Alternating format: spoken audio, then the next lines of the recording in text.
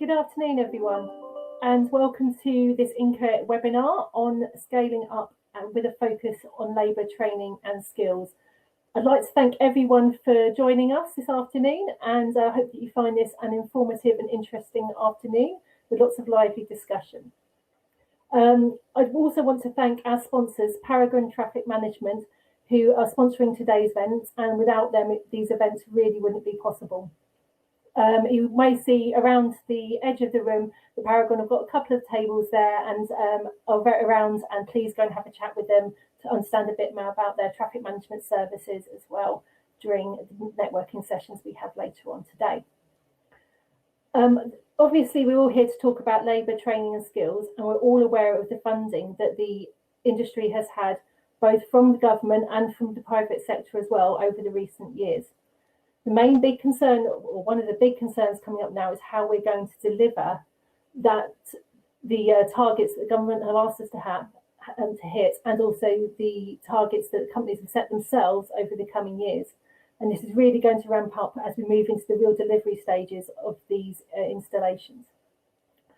So today we're going to look at how we are going to ramp up the recruitment with 3 panel discussions. The first one's focusing on what the issues are, trying to discuss with some of our members in the industry as to what issues they're having. Later on, we had then got panels with a recruitment specialist and also those from the training sector as well to see what we can do to help. I really would like to see lots of engagement from people in the audience. We have the question and answer forum on here, so please type your questions on there, and then we can also vote them up or down, and they'll come up as we can see them on the stage, and we'll be able to answer your questions as we go through the sessions. And so this really is an opportunity for everyone here to be involved and engage with this afternoon's event. So to start off the afternoon, we have Lewis Holt from DCMS, who's going to give us a talk about what's happening from their point of view and the issues as far as they see it. So we're going to invite Lewis up onto the stage now, please. Hi Lewis, how are you? You're on mute, just. There we go, doing my Chris Whitty impression there. Brilliant. Great, I'll hand over the stage to you now and see you again shortly. Thank you very much. Good stuff, thank you. So hi guys, nice to see you. I'm Lewis, I work in DCMS, I'm the head of Gigabit Broadband, and I work in a team called the Strategy and Regulation team. So the reason why I'm here is the work that we do is basically to coordinate the various different government programs delivering gigabit to make sure that we have a coherent strategy to hit our government coverage targets. And I suppose with an issue like this, it's one of those where you can have the best strategy in the world, but it's no good if there's no one able to implement it. So obviously, labour and skills has been something that we've been thinking about for quite a while now, to make sure that all across the industry, from the big organisations right down to the smaller ones, there are enough people and there are enough skills to deliver the gigabit broadband upgrade.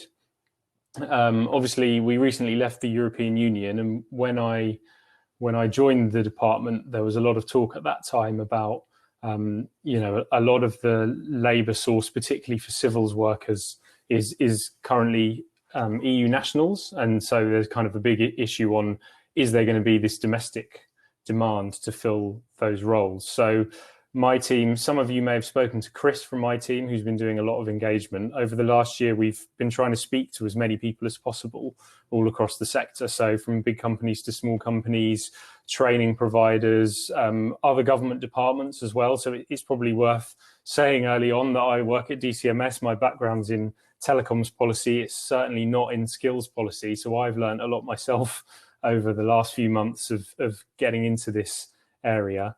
And we've been trying to understand what are the issues, what are the areas where maybe there might need to be a bit more work for government, what are areas where it might not be that government has to necessarily do anything, but government can use our role as a kind of convening power to get people speaking to each other and understanding what opportunities are out there. We've also done a little bit, so we've got a data analysis team. We've done a little bit of data modeling on what we think the size of the current workforce is and where we think it's likely to need to get to in order to meet our coverage targets.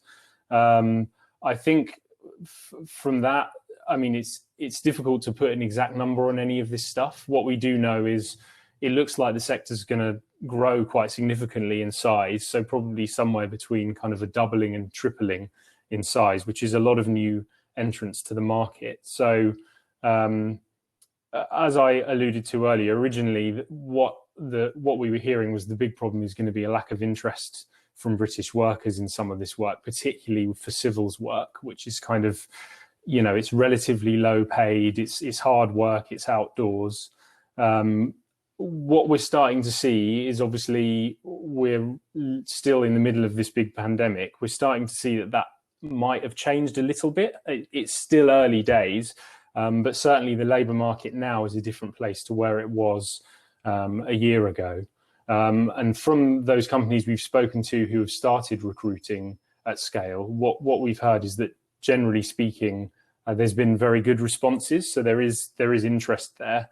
We do also know, obviously, you know, we've got such a positive story in terms of vaccinations at the moment. Restrictions are easing. That does also mean that it's likely the furlough scheme is going to end later this year. When that happens, we may see some increases in things like redundancies. The job market might be more competitive. So we do think that this is likely to have an impact from a demand perspective. We've also seen some analysis and some reports from the Infrastructure and Projects Authority, which shows that, particularly when you look at the construction sector, the pandemic has caused a massive slowdown, which means that right now there's quite a lot of inactivity in that sector.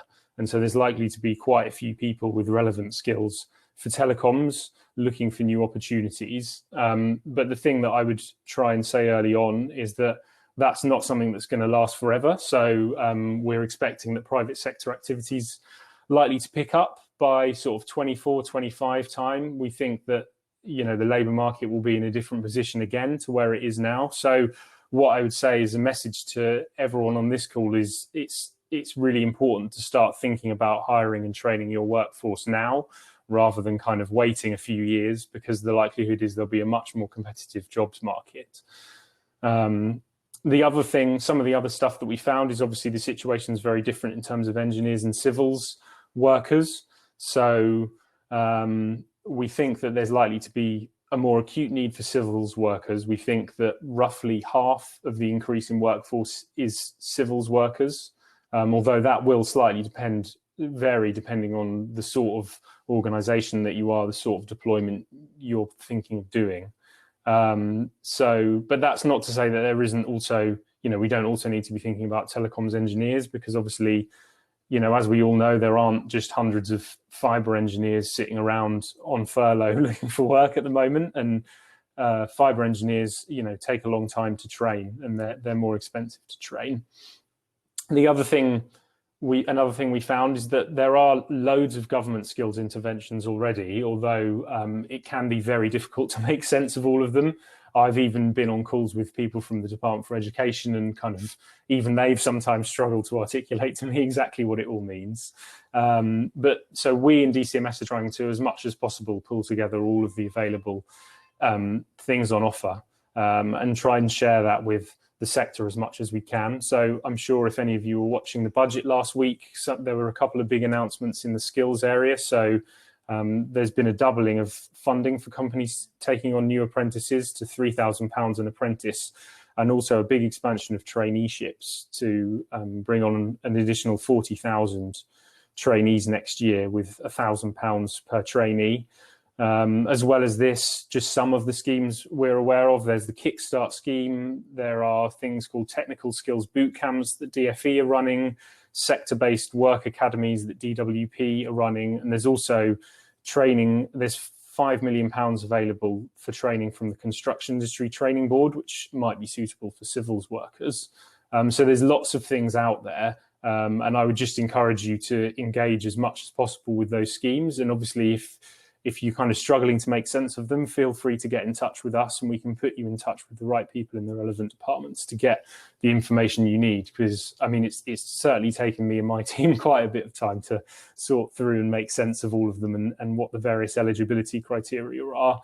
I would also say a bit of a plea to everyone on the call on this is that, there is scope for us, we can speak to DFE and the people running these schemes if there are certain things to do with them that don't make sense, or certain areas of eligibility criteria that make it difficult for telecoms companies to take full advantage of them. We've already been kind of having the discussion with them about how the different schemes interact with each other. So if there are any specific bits of feedback you have, feel free to share them with me or my team, and we'll definitely pick those up and take them forward.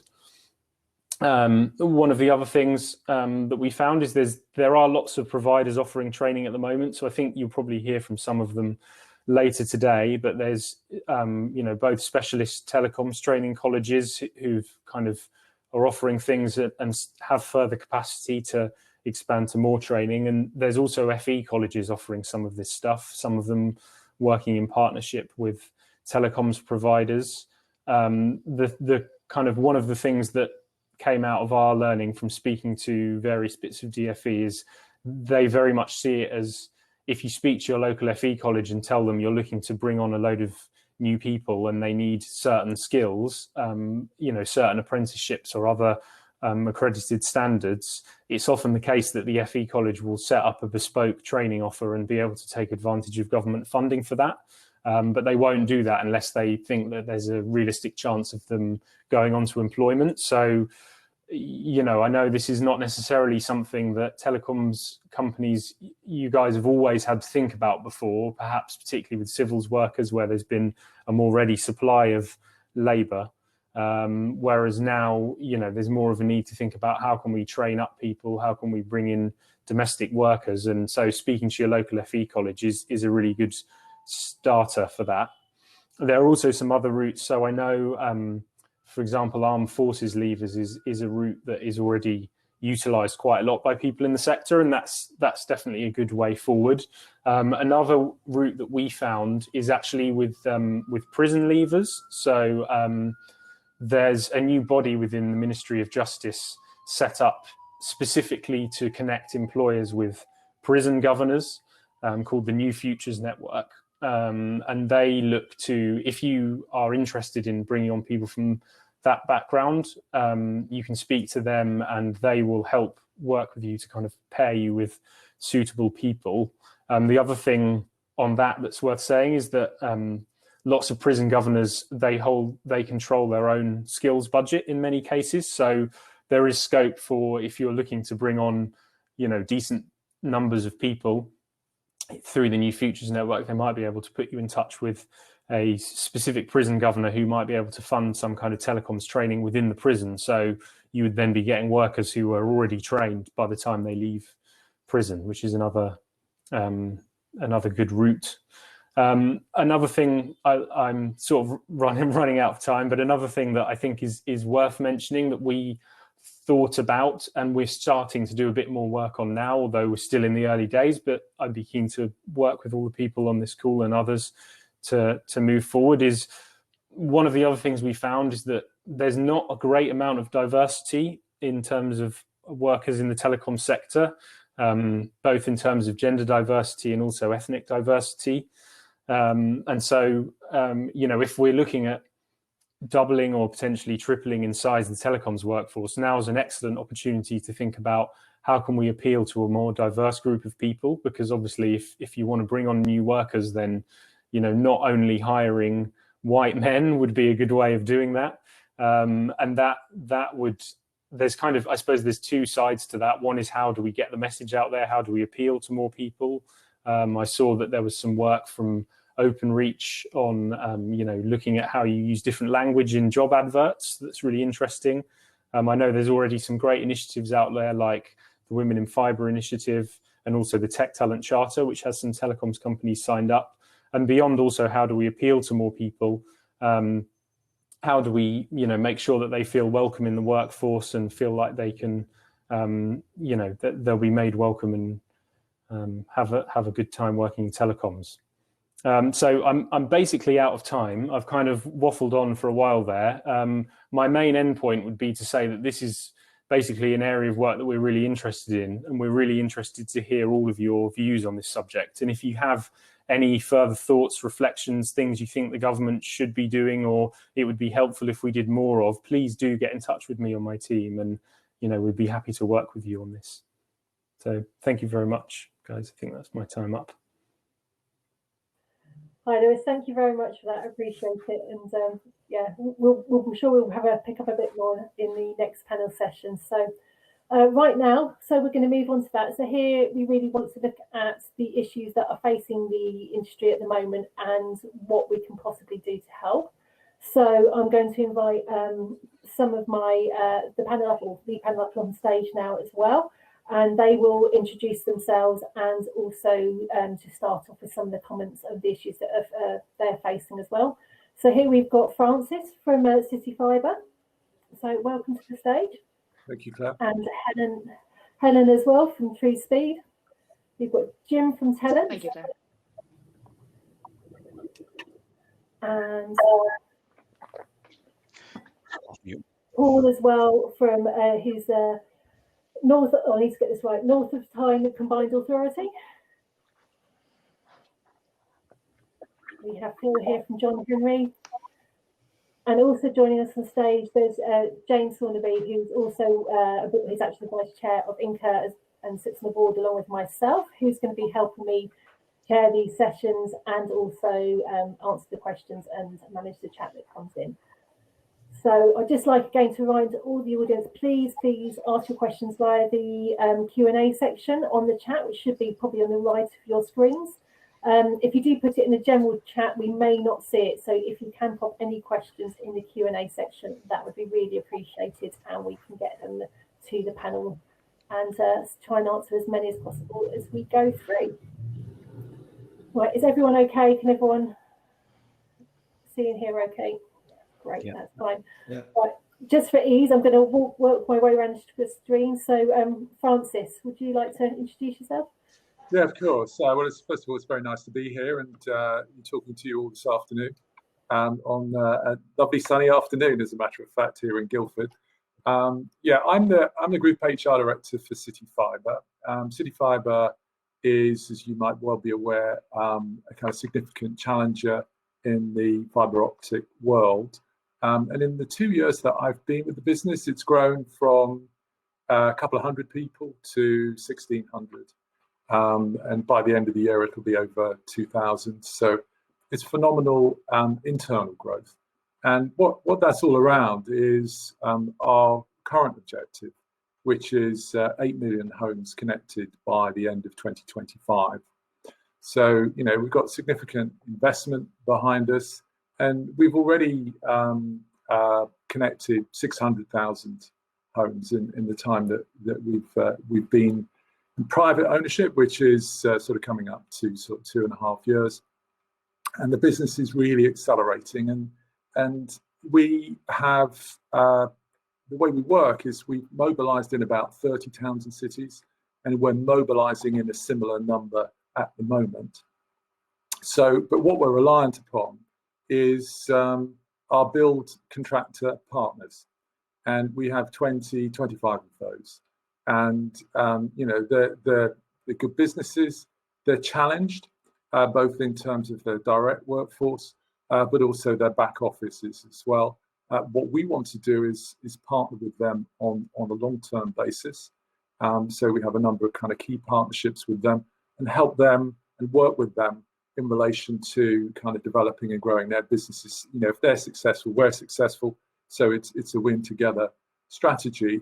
And the way we're doing that is we have an internal City Fibre recruitment team. We also have an internal L&D team, but we've also got a mobilisation organisation which sits in our build construction management part of the business, which is the biggest part of City Fibre. And they are dealing directly with our construction partners and helping them with recruitment, L&D, and just setting up for mobilisation generally. So, I mean, we're right in the middle of this, very interested in today's discussion. Great, thank you, Francis. Helen, would you like to spend a moment introducing yourself and give us a bit of an overview of the issues you're having?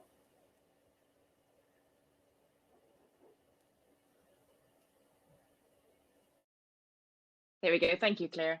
Yes, so I'm Director of People with TrueSpeed. We're based in Bath. We're connecting Southwest, and we're approximately 130 headcount. And looking at statistics recently, over a third of our current headcount joined the organisation since this time last year. We moved offices into a new office in Bath, and the next day everyone started working from home. So I think significant challenges from a people side in the organisation. We are growing rapidly. Last year, we connected double the number of properties that we connected in the previous 3 to 4 years. So, significant growth for the organisation.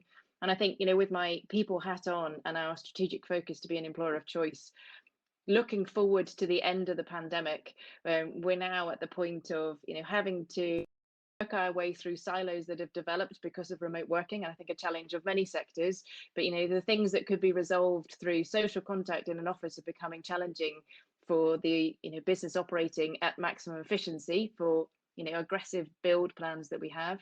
We also, I think, looking forward to the potential productivity slump as we all realize we can have a life again post COVID when we have things that we can do, which is a really positive thing for mental well-being and physical well-being. But I think from an organization side, I hear a lot of people saying, well, I'm going to work in the evenings because I have nothing else to focus my time on. And actually, from a well-being side and that work-life balance element of work, it's helping an organization through resourcing challenges at a time when productivity will change, because you will be allowed to do things in the evening and weekends again. So I think these are some of the challenges that I see of balancing that resourcing need with helping our team of people through the other side of the pandemic, and how we manage that with ambitious growth plans for build at the same time.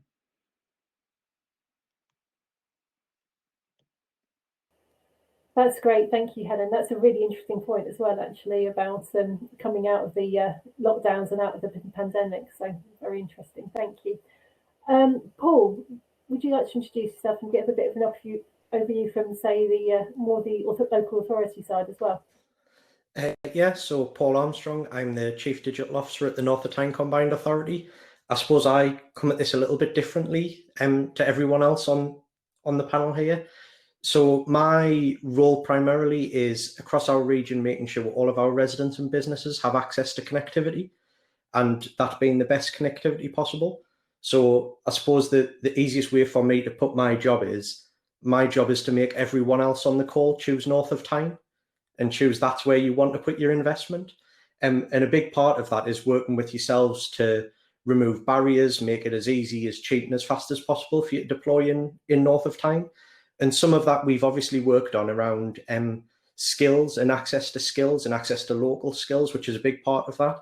And it's also a huge opportunity for us. So we have the same unemployment challenges that everyone has, and we'd be crazy not to look at this as a huge opportunity for us for a growing industry, taking on lots of high quality jobs, and not to see that as part of our future. So I suppose my role comes very much how I help the industry. So how do I help make the connections to our local higher education providers? How do I help make the link between yourselves and opportunities for funding through things like devolved adult education pots? And how can I do a lot of those things locally to make sure that North of Tyne is as easy as possible for you to come and do business? Great, thank you very much, Paul, appreciate it. So now I'm going to move over to Jim from Talent, who's obviously looking at this from more of a contractor point of view. Hi, Jim. Well, I think you're still on mute.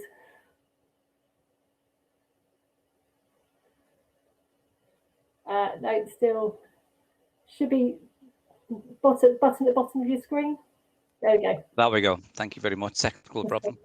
Hi, I'm Jim McHugh, Chief Engineer, Fibre Chief Engineer for Talent. I work alongside the Openreach Chief Engineers and alongside equipment manufacturers for new innovations into the network and trying to get them out there as quickly as possible. Because innovation, I believe, is one of the things that we can do to progress the build of the network in a timely manner and with the resources we do have. Because everyone is scrambling over the same resource, and it's the same old engineers going round different companies, I believe, and it causes delay. because everyone's got to reskill and retrain, like we're going to discuss soon. So I believe also we need to innovate with equipment and work alongside manufacturers and make sure the new stuff is in the network and the engineers that we do have are fully trained up to be more productive. So that's one of my roles within Talented, and obviously we'll be discussing a bit further on in the training session. Great, thank you, Jim. Thank you, Claire. Phil as well, he's going to come on as well, again from a similar point of view from the contractors. So welcome, Phil. Thank you very much, Claire. Good afternoon, everybody. I'm Phil, Director at John Henry Group. We plan, deliver and assure client and service provider networks right across the UK. At any time of the day or night, we'll have hundreds of operatives working across the UK, and therein lies the problem. We don't drive the demand, we meet that demand from network providers and clients. And this demand can ebb and flow, determined by three key types. One, the volume, one, the type of infrastructure, and the geography. And that is all about labor and skills. How can you efficiently, and it's got to be cost effective as well, provide the right type of labor to the right place, to have the right accreditation for that particular technology at any one point in time, but also all of the time, right across the UK. So I'm really interested in this discussion today from a stage perspective and also as a participant. We're looking for the answers. Thank you, Claire. Great. Obviously, Lewis, we've had you speak already. Maybe coming to ask you a question, as obviously you've mentioned a lot of the training issues before. Has you personally or DCMS got any particular big concerns? Is it getting the newly unemployed workforce back into work? Is that a major focus for you? So I would say, I think the biggest thing we've probably learned from everything we've been doing is that it's just a very complex problem. There's a lot of different companies have a lot of different needs. There's no one answer. You know, if there was one thing that we could just say, here's a scheme that we can create that will solve all of the problems, that would be great, but actually it's not really the case. What is great to see, which I think you've already heard from the introductions on this panel alone, is that this is an issue that right across the sector, people really want to people are looking for workers, they want to train people up, they want to get new entrants into telecoms. This is one of the few sectors of the economy right now that is growing. So it's a really exciting time to be looking at this challenge, but I don't think there's one main area that we're looking at. We're very aware that if you don't get enough workers and there's a huge shortfall problem, that can suddenly happen quite quickly. And then that puts us in a really bad place regarding our connectivity targets and, giving everyone the connectivity they need. So we're just trying to understand the problem from as many different levels as possible and get as many different early indicators of where there are areas where we can be providing more information, or where we need to be doing a bit more. Can we be doing more through government social media channels to promote the opportunities, these kind of things. So we're just trying to understand the skills environment and understand what people's needs are and build up a network of contacts so we can get these early indicators of where things are changing on the ground. Yeah, great, thank you. Good. I actually also want to pick up then on a point that Phil just made actually about the geographical issues. So Francis, as you're very much a national builder, do you find that there are variances in the geographical locations about more issues getting staff in certain parts of the country? Yeah, well, it depends where we are. We're not in large, we're certainly not in the London area. So we operate outside of the M25.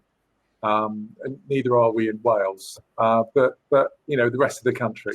No, I don't think so. I think it's more around the variation is by the contractor partners themselves, because they each have different models about how they acquire people and how they train them and retain them. So we see different contractors being successful or not in the same geography. So it's more about what they're doing You know, and there's a lot of factors. So it can be recruitment, then it's pay, it's kind of models, so security, because you know,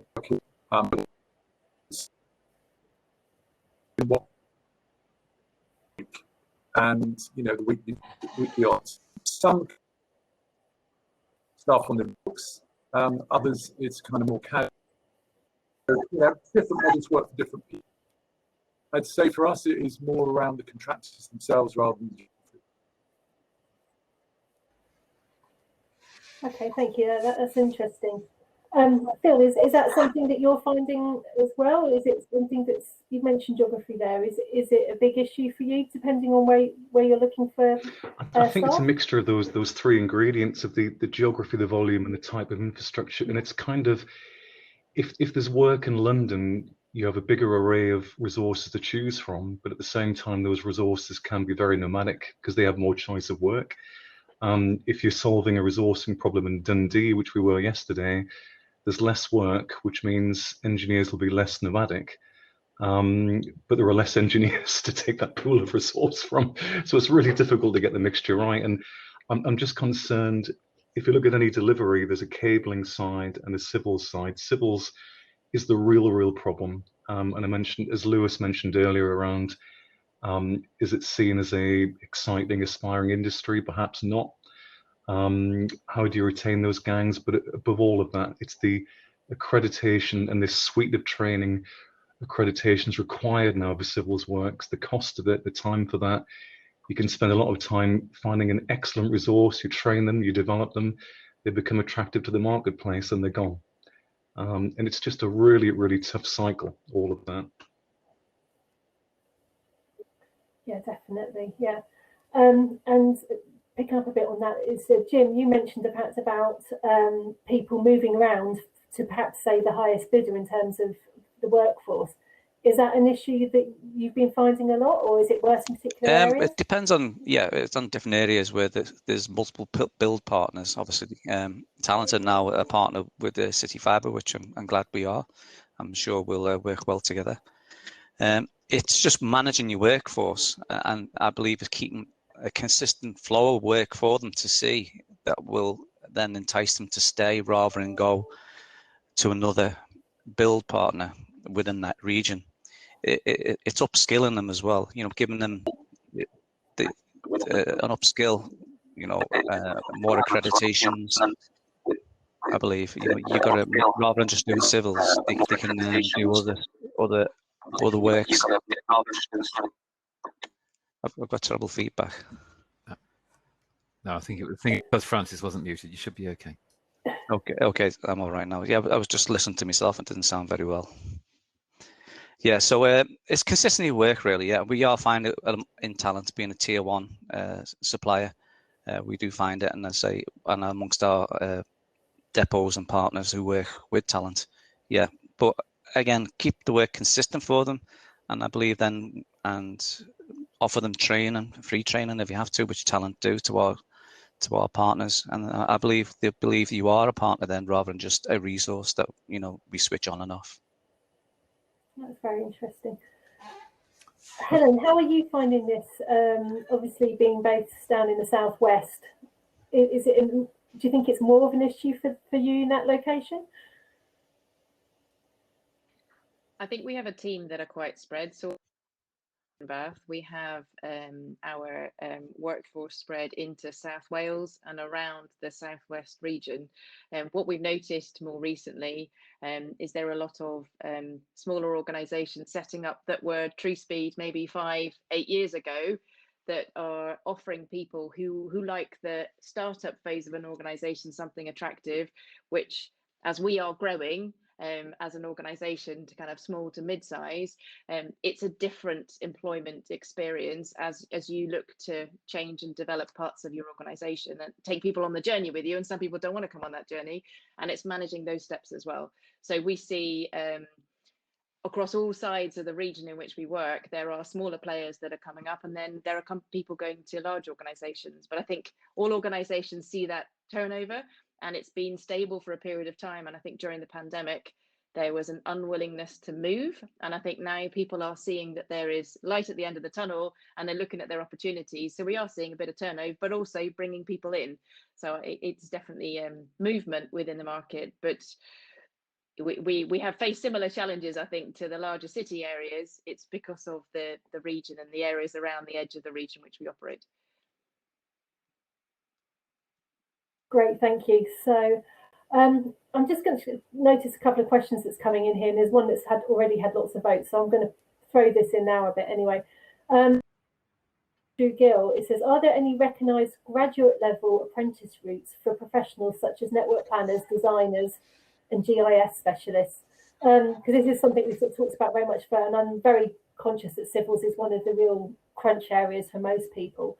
But you know, is there that shortage of people sort of a bit further along the chain and further along their career path, maybe? Can I just add an old Git telecoms perspective to that as well? Because when I graduated from UCL quite a while ago now, there was a very clear graduate apprentice route for telecoms. You joined BT and you worked there for a decade or so. And it's interesting to see, I suppose this is a question to Francis and to Helen, of are the new operators kind of almost sort of accepting that kind of role of taking in new graduates and giving them that introduction into the sort of the profession? Who looks least eager? Francis, you're muted, but you are trying to. Still muted, Francis.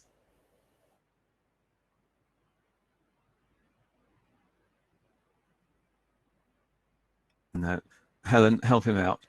I'm here. No, we are really interested in the telecoms field operative apprenticeship route. We did some work on that a couple of months ago to look at, and I think it's something I've worked in software before I came into telecoms, and it was a brilliant addition to our business to bring in apprenticeships through the infrastructure technician route. And I see huge value for us in the telecoms field operative apprenticeship route.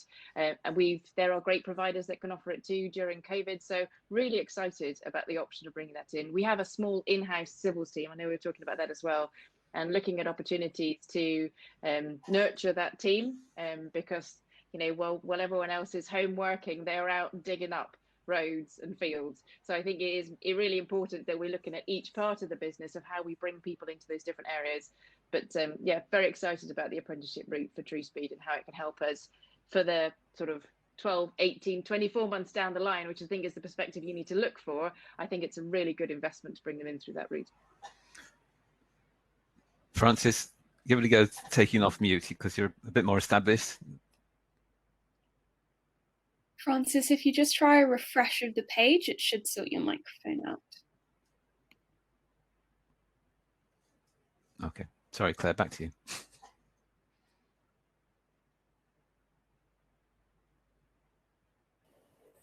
Sorry, we'll wait for Francis to join us back there. Just what we'll do that, I'm going to pop that over to Phil and Jim as well. Is it something that you're looking at using, the apprenticeship scheme? And is there anything in your organisations that you do for graduates at all? Sorry, Jim. Yeah, if talents already do graduates and that, they offer graduates positions and that every year, I believe. They have done for quite a while. So I don't really get fully involved in it, but I obviously see on LinkedIn that they do provide graduate schemes and that. So any information is fully available on the talent website. Recruitment and any vacancies are there. So if anyone wants to have a look at that, it's a nice little pitch for talent there. Yes, Claire, just adding to that, I was an apprentice myself, 16 to 19, and there were good times in my life. I think you build an incredible loyalty to the company that supports you. And I think you really give people a chance to shape themselves and determine a career path. So I'm absolutely bought into that. We did, just looking to Lewis, we did try to register for some funds to support us with that, but the government funding body argued we weren't creating apprentice positions, we were replacing existing jobs with apprenticeships, which wasn't the case, and a bit of a shame that we couldn't financially support great apprenticeships, but we did it anyway outside of the scheme. Yeah, so apologies everybody, I had to kind of jump off and then jump back in, so hopefully you can hear me now. Yeah, what we're doing is we've got Planners Academy, which we've created. So we've got our own curriculum, and we have targets around early careers. We've also got a graduate training, which we've given part of our business target, because, you know, as I mentioned at the start, we are growing very. So,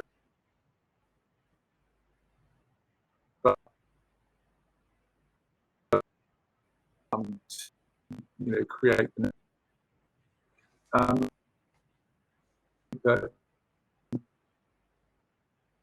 creating people, and we're trying to do that with the build partners as well. So yeah, it's good to see Jim and Talent. You've got 3 towns for us, I think, at the moment. That'll go well. But yeah, I mean, I think grow your own is important. Great, thank you. So, Paul, I wanted to ask you, you know, in terms of your local area and things like that, what do you see really being able to drive the promoting, I suppose, this industry to available workforce, and then looking maybe for people with transferable skills that could become into the telecoms industry? I think there's a couple of bits of that. One of them is picking up on one of the points that Lewis made really early on, in that kind of, for all it's an immediate problem, digital infrastructure and telecoms is going to be a growing market, and actually these are long-term, really sustainable, really good careers.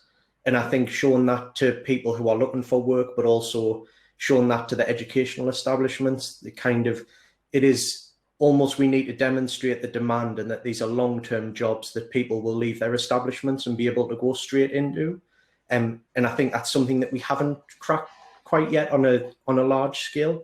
I think it's really encouraging to start seeing specific apprenticeships around telecoms. I think in the past it was maybe, well, we just picked up people who were doing other civils and seeing, can we do a little bit of training on top? And I think it's really encouraging to see apprenticeships that are specifically for them, and so it's seen as a bit of a career in its own right. I think there is a little bit around the branding of how we do that as well. I think kind of moving away from just it being a civils job and it being seen as somehow kind of that's the lowest run. I think we kind of need to, it sounds really corny, but capture some of the magic of the old kind of tale of, if you asked a cleaner in NASA what do they do, they don't say they clean the office, they say they put people on the moon. And I think kind of as an industry starting to tell the picture of what digital infrastructure is going to be going forward to like the nation as a whole. So it's not just about putting glass in the ground, it's about building this network that the whole of the future of the country and all of our exports and everything are going to run on. And I think there's something around telling a slightly kind of more forward-looking narrative than just, well, we need people right now and we need people to dig holes. And I think it'll be really interesting once we start to get into that space as well. Could I maybe jump in off the back of that as well, because that's really interesting stuff. And I was in a meeting with Gillian Keegan, the skills minister, that woman who's our Minister for Digital Infrastructure, just a couple of weeks ago, and that was very much exactly what she said was, you know, show me the progression in this career. And that's something that's really important for, you know, if you're looking to maybe go and speak to a further education college in your local area and try and say, look, we genuinely want to take on new people in this area and train them up, then if you can demonstrate these long-term jobs and there's really good job progression and job security, then the chances are they'll be able to get funding to run an apprenticeship, and that will really help us out, you know, not just to have training in a few centres, but get it in FE colleges all over the country, because I think that's another thing that's really important. You know, you hear so much about the levelling up narrative from the government, and I think the fact that the gigabit rollout is happening genuinely all over the country is really excellent, because it's creating these high quality jobs outside of London, and it's something we need to talk about more, I think. Definitely, yeah, I agree there. We're kind of hitting on one of the questions that's come on up in the Q&A chat function here, and this is from Charlie Ruddy saying, how do we make civil engineering attractive? I feel we should stop talking it down and continuously call out the positives, which I think is a really good point. Anyone else got any ideas on really how to promote that to maybe school leavers or those looking at a long-term career path? Yeah, I think what we've done in City Fibre is we've developed our brand, and our brand is very much about and retention of the best people. What we're making that available are our build partners. I think there's and I've said it, there's I think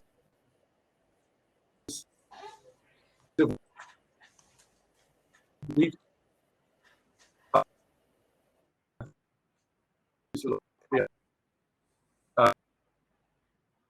the future.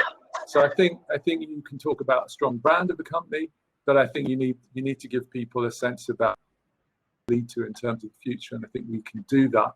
It's also more skilled than a lot of people think. So we need to get that message across. Paul talked about that, and Claire, we've got another interesting question here from Charlie as well. Good afternoon, Charlie, by the way. Incumbent on clients to demonstrate to partners that the rates actually work. I mean, this is a response to a question from somebody else. It's about jointly building up the estimating detail and managing the risk in the right way.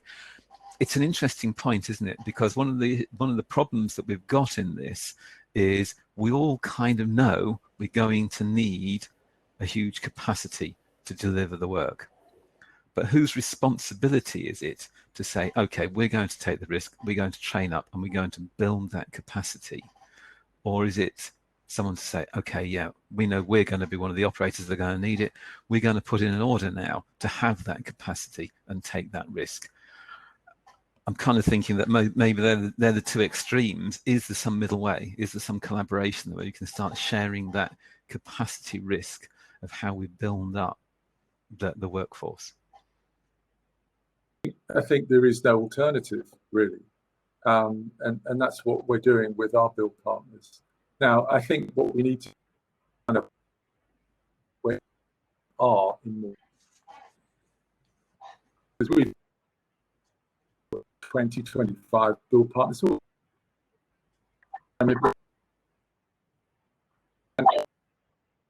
In the field, it's also some of Francis, sorry, we are having problems with your sound, Francis. Understand what with your partner. We are with your sound. Helen, thoughts from a slightly smaller operator? Is there scope for you, or is that difficult? I think it's about having the visibility to show our partners our growth plans, and so that they can commit to working. And as you said, we are one of the smaller players, that we would be able to engage the right partners to deliver the quality that we need, but give them that reassurance that they're putting their money and resources in the right place to work with us over a period of time. And it's continually, I guess, evaluating that piece and making sure we're building good relationships with them, that we can meet our build targets with their support. And as a smaller player in the market, that is more challenging.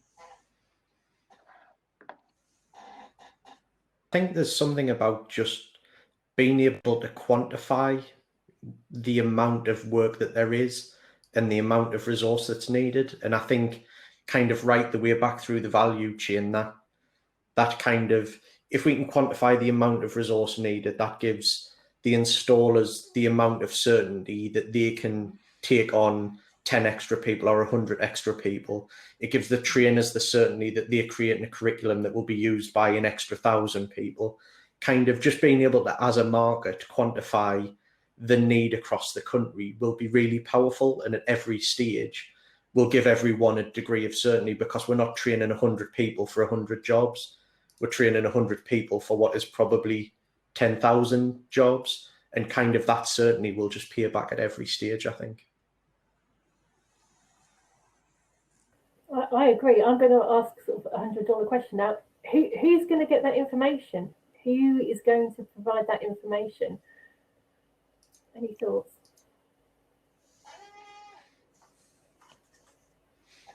Everyone's gone quiet. Oh dear, that's interesting, isn't it? Okay, let's face it. It's actually relatively, speaking from a sort of evil consultant perspective, it's relatively easy to get the idea of that. I'm getting the feedback as well. Get the idea of that capacity requirement, but not to give the financial guarantee that that will then materialize. You can make really good estimates, get a good idea, but it's who's going to basically take that commitment and do the training and get the capacity built. Potentially something we could look at. I don't think it's an easy problem. I think it's an easy thing to come up with a number. I think it's a really difficult thing to have certainty around that number. But I think there's probably work we can do around, if you look at kind of consultation around the outside-in process. Like if we look at those big programs of work that have really high degrees of certainty in terms of public investment into delivery, we can start to look at what resource will be required to deliver those. And I think that's a really good stepping off point for that. And then kind of we only then worry about the commercial element of it. And that's probably more open to change than some of those big infrastructure programs. So I think looking at some of almost the BDUK pots of funding, can we associate, well, a level of demand with the delivery of that piece of work and use that as a starting point?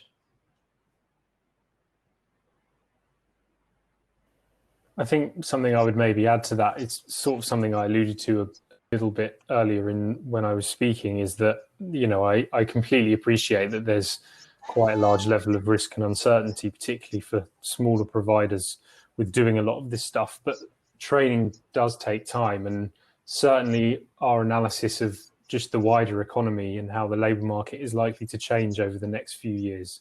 The situation we're in now, where there's quite a lot of latent British demand for new jobs, is not necessarily going to stay the same. And it's likely that in the next 3 to 5 years, the labour market will be a very different place. And so whilst there's a risk to pressing the button now and starting training when you're not 100% sure if you're going to have the work or not, there's also a risk of inaction, which is that if you leave it too late and you haven't trained up the relevant people and, brought them on board, and as we've spoken about through apprenticeships, getting them kind of loyal to your company and that sort of thing, then the risk is that you're going to be scrabbling over a much smaller pot of workers, and it's going to be much harder to bring in new people at that point when, the construction sector's fully up and running again and they're offering lots of training, and, other sectors of the economy are back at full speed.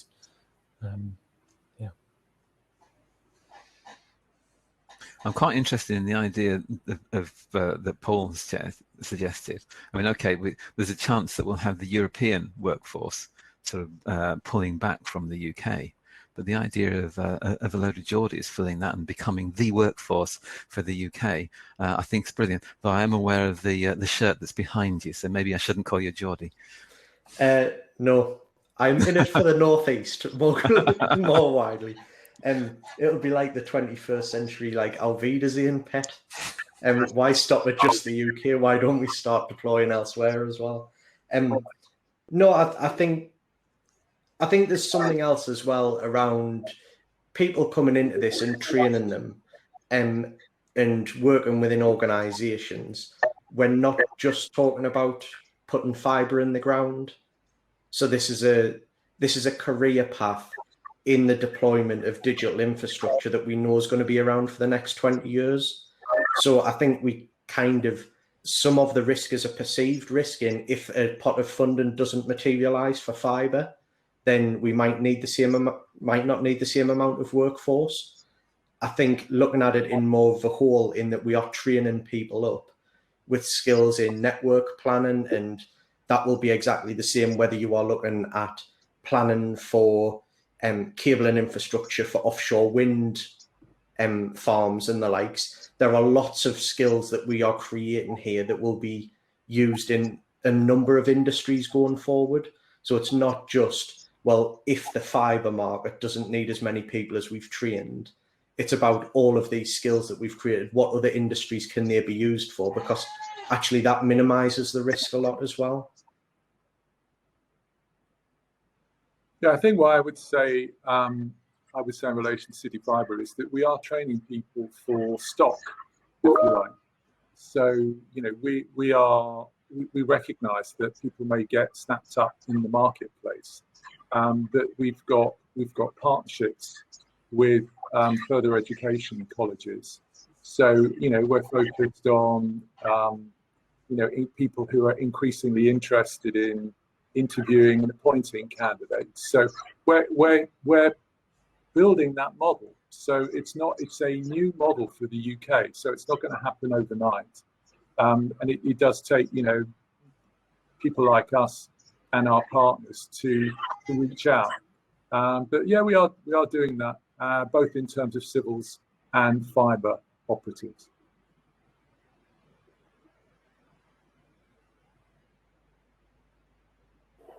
I agree. So I was just reading some of the questions coming in here, and one of these questions was, this is from Tom Hayward, it's how can we show the future potential work that there isn't a finite amount of build civils work to be completed in the next 5 to 10 years.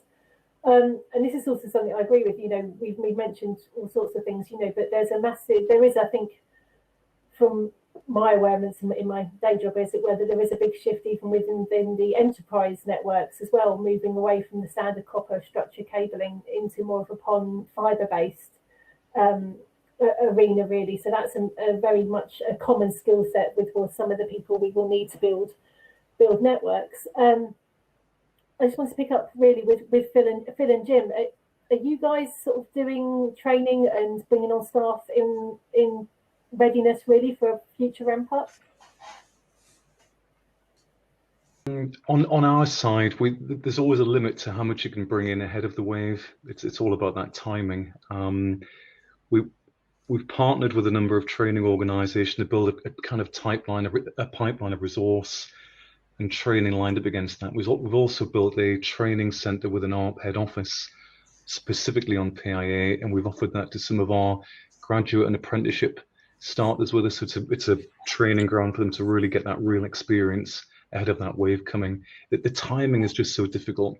As everybody understands in this marketplace, margins aren't always as big as they're perceived. And if you buy a boatload of resource and it's not used, it takes all of that away. So the timing is everything. So talent are currently recruiting in all our fibre cities, with Openreach fibre cities, direct labour staff to complement our partners and depots to fill the shortage. And obviously we have our training facility in Chorley, so we can upskill anyone who needs the latest accreditation. Again, it's all free to our partners, which is, it's always good to help them and help engineers upskill themselves, because you can get an engineer who was cabling last week and this week he wants to be a fibre guy, so you've got to spend time and money to invest in them. And especially with the younger generation coming through, you've got to give them the space to come through, because obviously the price of fibre splicing and the fibre engineer is really expensive. But if you train some young lads up, the equipment nowadays is a lot easier when I was doing it with my eyes. So yeah, we need to use innovation, tools, equipment, and obviously support the growth of the industry. And obviously the workforce management, you need to know where your engineers are at any one time and make sure you offer them a consistency flow of work to keep hold of them. That's a really good point, actually, Jim. That's something I wanted to pick up from what you mentioned before about innovation. So is there anything particular that you think is important? Obviously you mentioned using equipment and things like that. And the other thing that I sort of wanted to then sort of pass out to the yourself and the wider panel is about we've had people mention before that there are issues in getting staff with the relevant experience, and is that something that people are struggling with, or is that less of an issue? If you start off with a blank canvas with a new young guy, you can see from an early start whether he has the capabilities to do it. But sometimes you come across people who will never be an engineer, and you need to cut your losses and say to the person, like, you will never have that skill level, or can't achieve it. So then you've got to find a role for them within the organisation. You've invested time with them. As reference innovations and tools, and that it's my. I'm going to one of our depots next week in Doncaster, one of our direct labour, to look at the innovation of which you get mechanical rod pusher. Rather than have 4 big burly guys trying to get through a large duct section, there's now the mechanical rod pushers, isn't it? So two engineers could do that, and rather than 4. So again, you don't need as much of a workforce to do that activity. So I think they're the things you need to look at. You got that workforce, you need to see, okay, let's try and make them more efficient with training and equipment, which will help until the other people come through. Definitely, yeah. Claire, can I come in on that one as well? So, yeah, definitely. I saw one of the questions come up. I will answer that one as well, but I saw a question from Miranda Peel about which providers offer telecoms apprenticeships. So I just wanted to share. I'm sure there are quite a few, but we spoke to the Education and Skills Partnership, who offer this on a remote basis during COVID. I'm sure there are others, and it will come up later in the panel, but I just wanted to answer that question because we'd also gone looking for providers that would be able to offer it. And the other one was about the roles that are difficult to resource for. I think we're going through that growth phase, that roles are now being assessed again that may, an individual might have been a role for 2 or 3 years, but the business has changed significantly during that time and grown a lot and matured a lot, and roles have changed around people. And I think what we're looking for now is bringing in, one particular role that I'm looking for right now is a program manager to manage the build, and looking for that level of experience and understanding that you would need to have been in the industry for a number of years with that level of experience to be able to do the role. But you're then trying to attract someone into a very small organization where they have options in very large players, and how you make yourself attractive as a total package and an opportunity for the right person. And I think for the smaller providers that is difficult because you're competing with some very big players. I'm also very glad that I'm a TrueSpeed customer and employee on my guaranteed up and down speeds today. So I think it's proving handy. Thank you. Helen, that's interesting. You're the second person today that I've heard say that the project management office resource is going to be a huge pinch point really before you know it. And I think that is true. It's one of those jobs that's very difficult to build the expertise you need to be a good project manager in this. It's going to be an interesting resource problem. It's managing risk, it's managing budgets, it's leading people. It is a very broad role, and you have to get the right person into the organisation to deliver against, very aggressive build plans, which I'm sure a lot of people on the call today are facing that same challenge.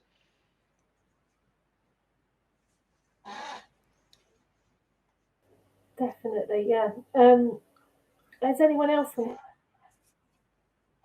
issue with the sort of maybe lack of experienced staff at all? Phil or Jim, have you come across that at all? I agree. There's a big demand on program management, and that is a really sought after skill. If it's deployed properly, the right sort of person. We're fortunate that we've tried shuffling people around our organisation to upskill and develop them, really to keep their loyalty as well. And we're also finding that subcontracting these specific expertise roles for certain projects which do have a start and an end is how we've come through that. I think Jim's got a wider pool of resource that I have to play with. And I don't know if you've solved it in other ways, Jim. We get project managers in, and I think it's when you need to understand what they need to understand, what they're trying to manage. You can have a pure project manager who just sees a box and he's trying to deliver a box, but he doesn't understand what is involved in the delivery, what steps are behind it. So in Talent, we do I've done a PowerPoint presentation to go through it with new project managers and new people who are working on projects, to show them what they've got. They've each step of the build of the delivery, what are they doing, what are the pitfalls, and we give them a bit of background, rather than just throw them in the deep end if they're not a fully telecoms experienced person. A project manager is a project manager, but you need to understand what you're trying to manage.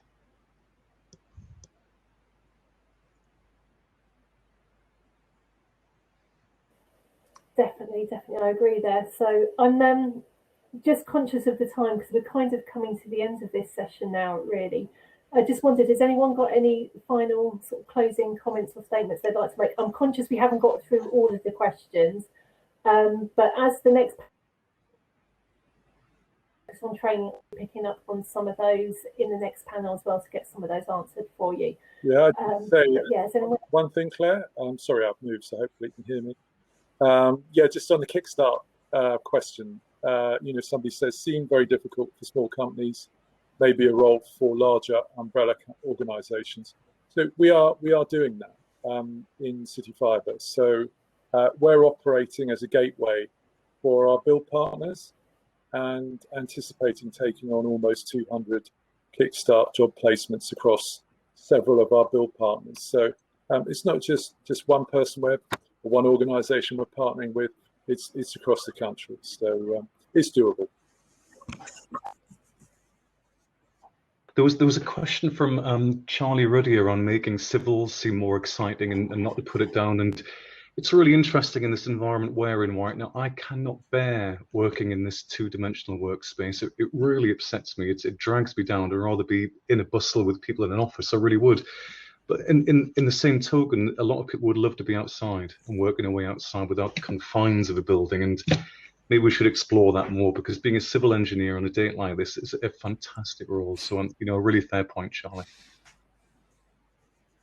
Claire, can I just add one point on the civils bit as well? And I think it's about the welfare piece of looking after them as people. And I think during the COVID pandemic, our civils team have been on the sharp end, because it's down to things like accessing toilets and welfare facilities. And you have to have that rounded view of what it's like to work for an organisation and caring about the people, getting the welfare vans out, making sure they can access clean, safe resources during COVID, because it is really hard for them when you can't access the resources that would have been available pre-pandemic. So I think it's definitely looking at a holistic way about making that a good job to have and a good place to work during the day.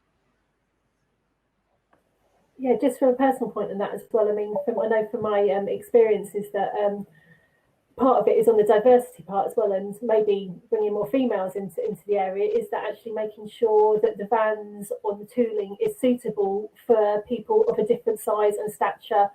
And making sure that those things are a little bit easier as well, maybe for people of different genders to do. And I think that's really important, and a really important way of encouraging maybe more women into the industry, is that making this very evident that it is a role for everyone as well.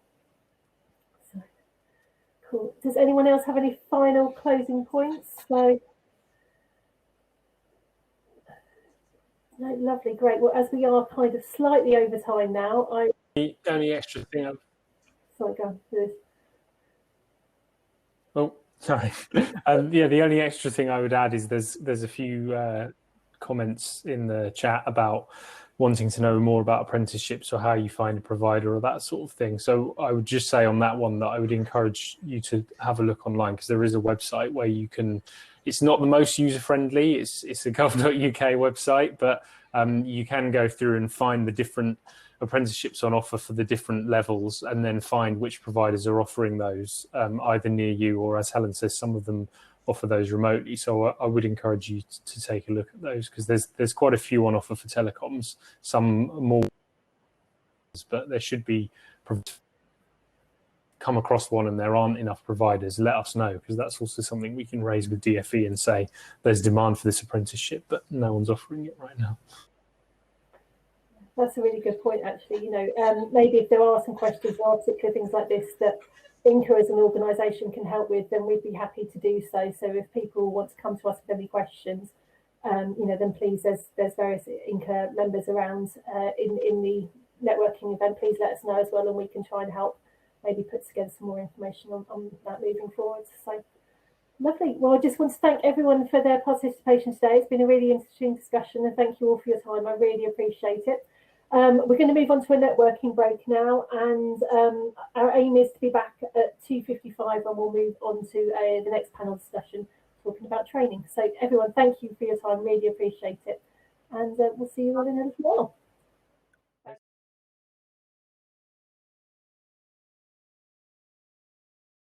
Hello everyone, and welcome back to our next panel session. So now we're going to be talking to those people who are providing training into the sector, and also again from a local authority to put in their point of view to see what we can do to help. So I'm going to invite the panel up onto the stage now.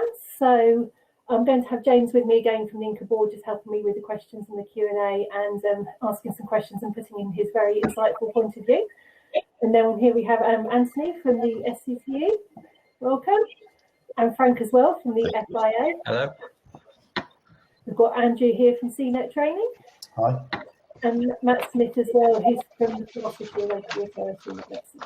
Hello. How are you doing? Great. Really well. Good. Yeah. Good. So what I'll do is I shall, again, we work around the screen, and everyone would like to introduce themselves, and again just put forward any sort of main points they want to raise about sort of training into the telecoms industry. Thank you, Andrew. Hi, thank you. My name is Andrew Stevens. I'm the Managing Director of CNET Training.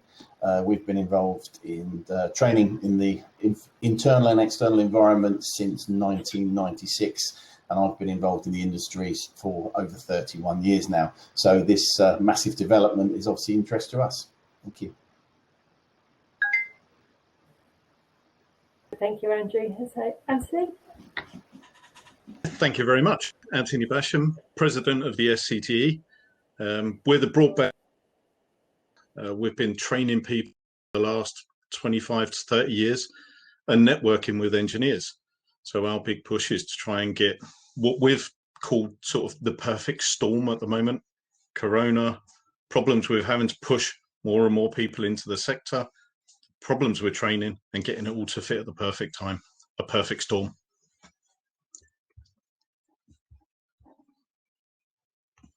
Thank you, Anthony. So Frank, would you like to say hello to everyone? Come you first, it's a lot easier. Frank Clare from the Fibre Optics Industry Association. We're a non-for-profit organisation run by volunteers, and we've been going for 29 years, looking after the fibre optics, our members in the fibre optics industry, looking at standards and training and spreading information. So we're looking forward to seeing how fibre to the home is developing and how we can help resource it and support it. Brilliant. Thank you, Frank.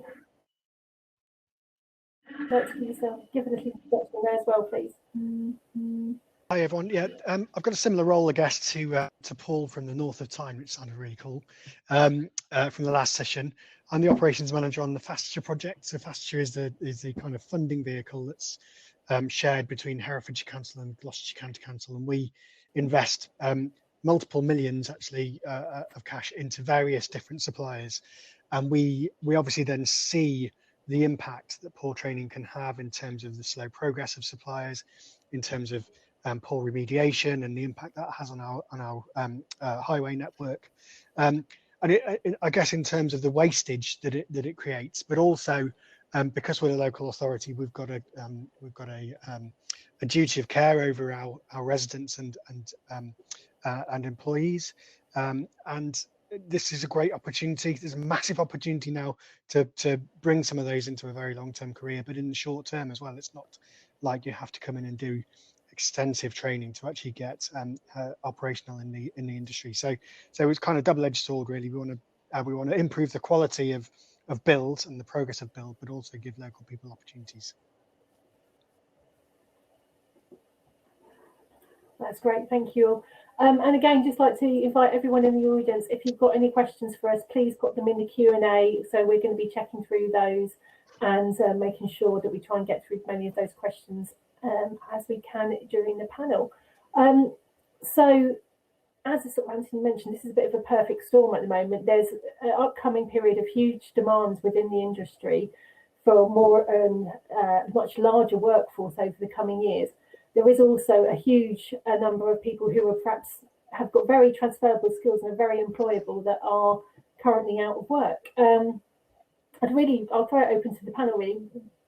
How can we get these people, one, into the telecoms industry, but also most importantly, train them up with the relevant skills? How is the best ways out there? We have heard obviously really some talk about apprenticeships, also the Kickstart program, things like that. Let me take your views. Go on, Anthony, you go first.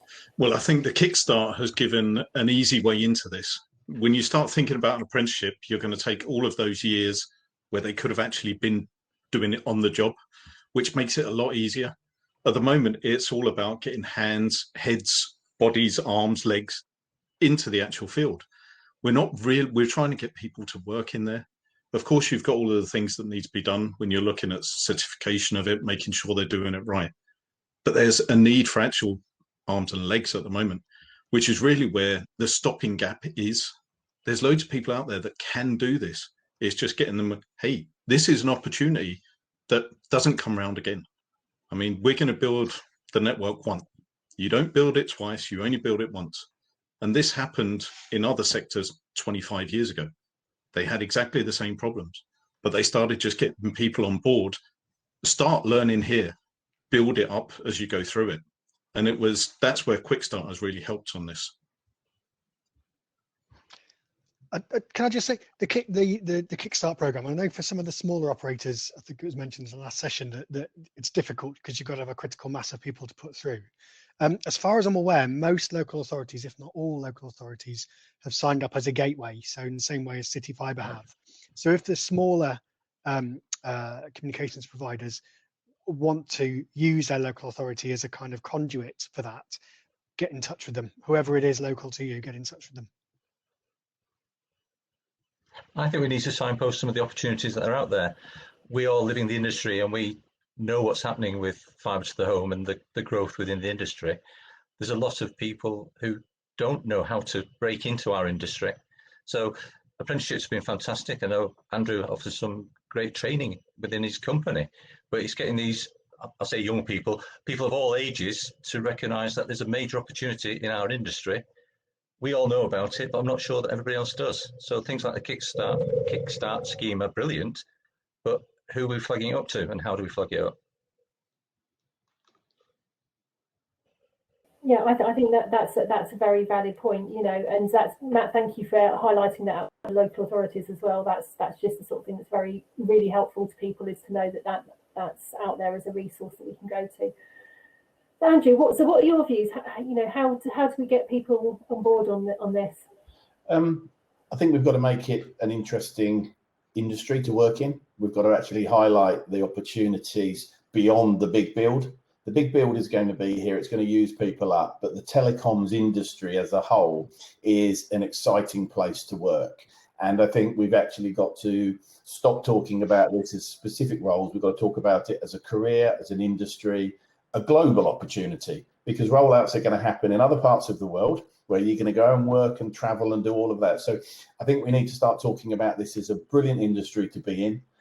Easy entry. That's the key to this. The barriers to entry are very, very simple. Much more difficult in other industries, such as the data center industry and that. So it's easy. So let's start to talk about what's going to happen after 2025 and 27, when you can transition into other roles. There'll be further training programs. So I think the companies need to be looking and saying, you're going to start here, and in 5 years' time, that's where you can be. And that, to me, is what will start to interest individuals.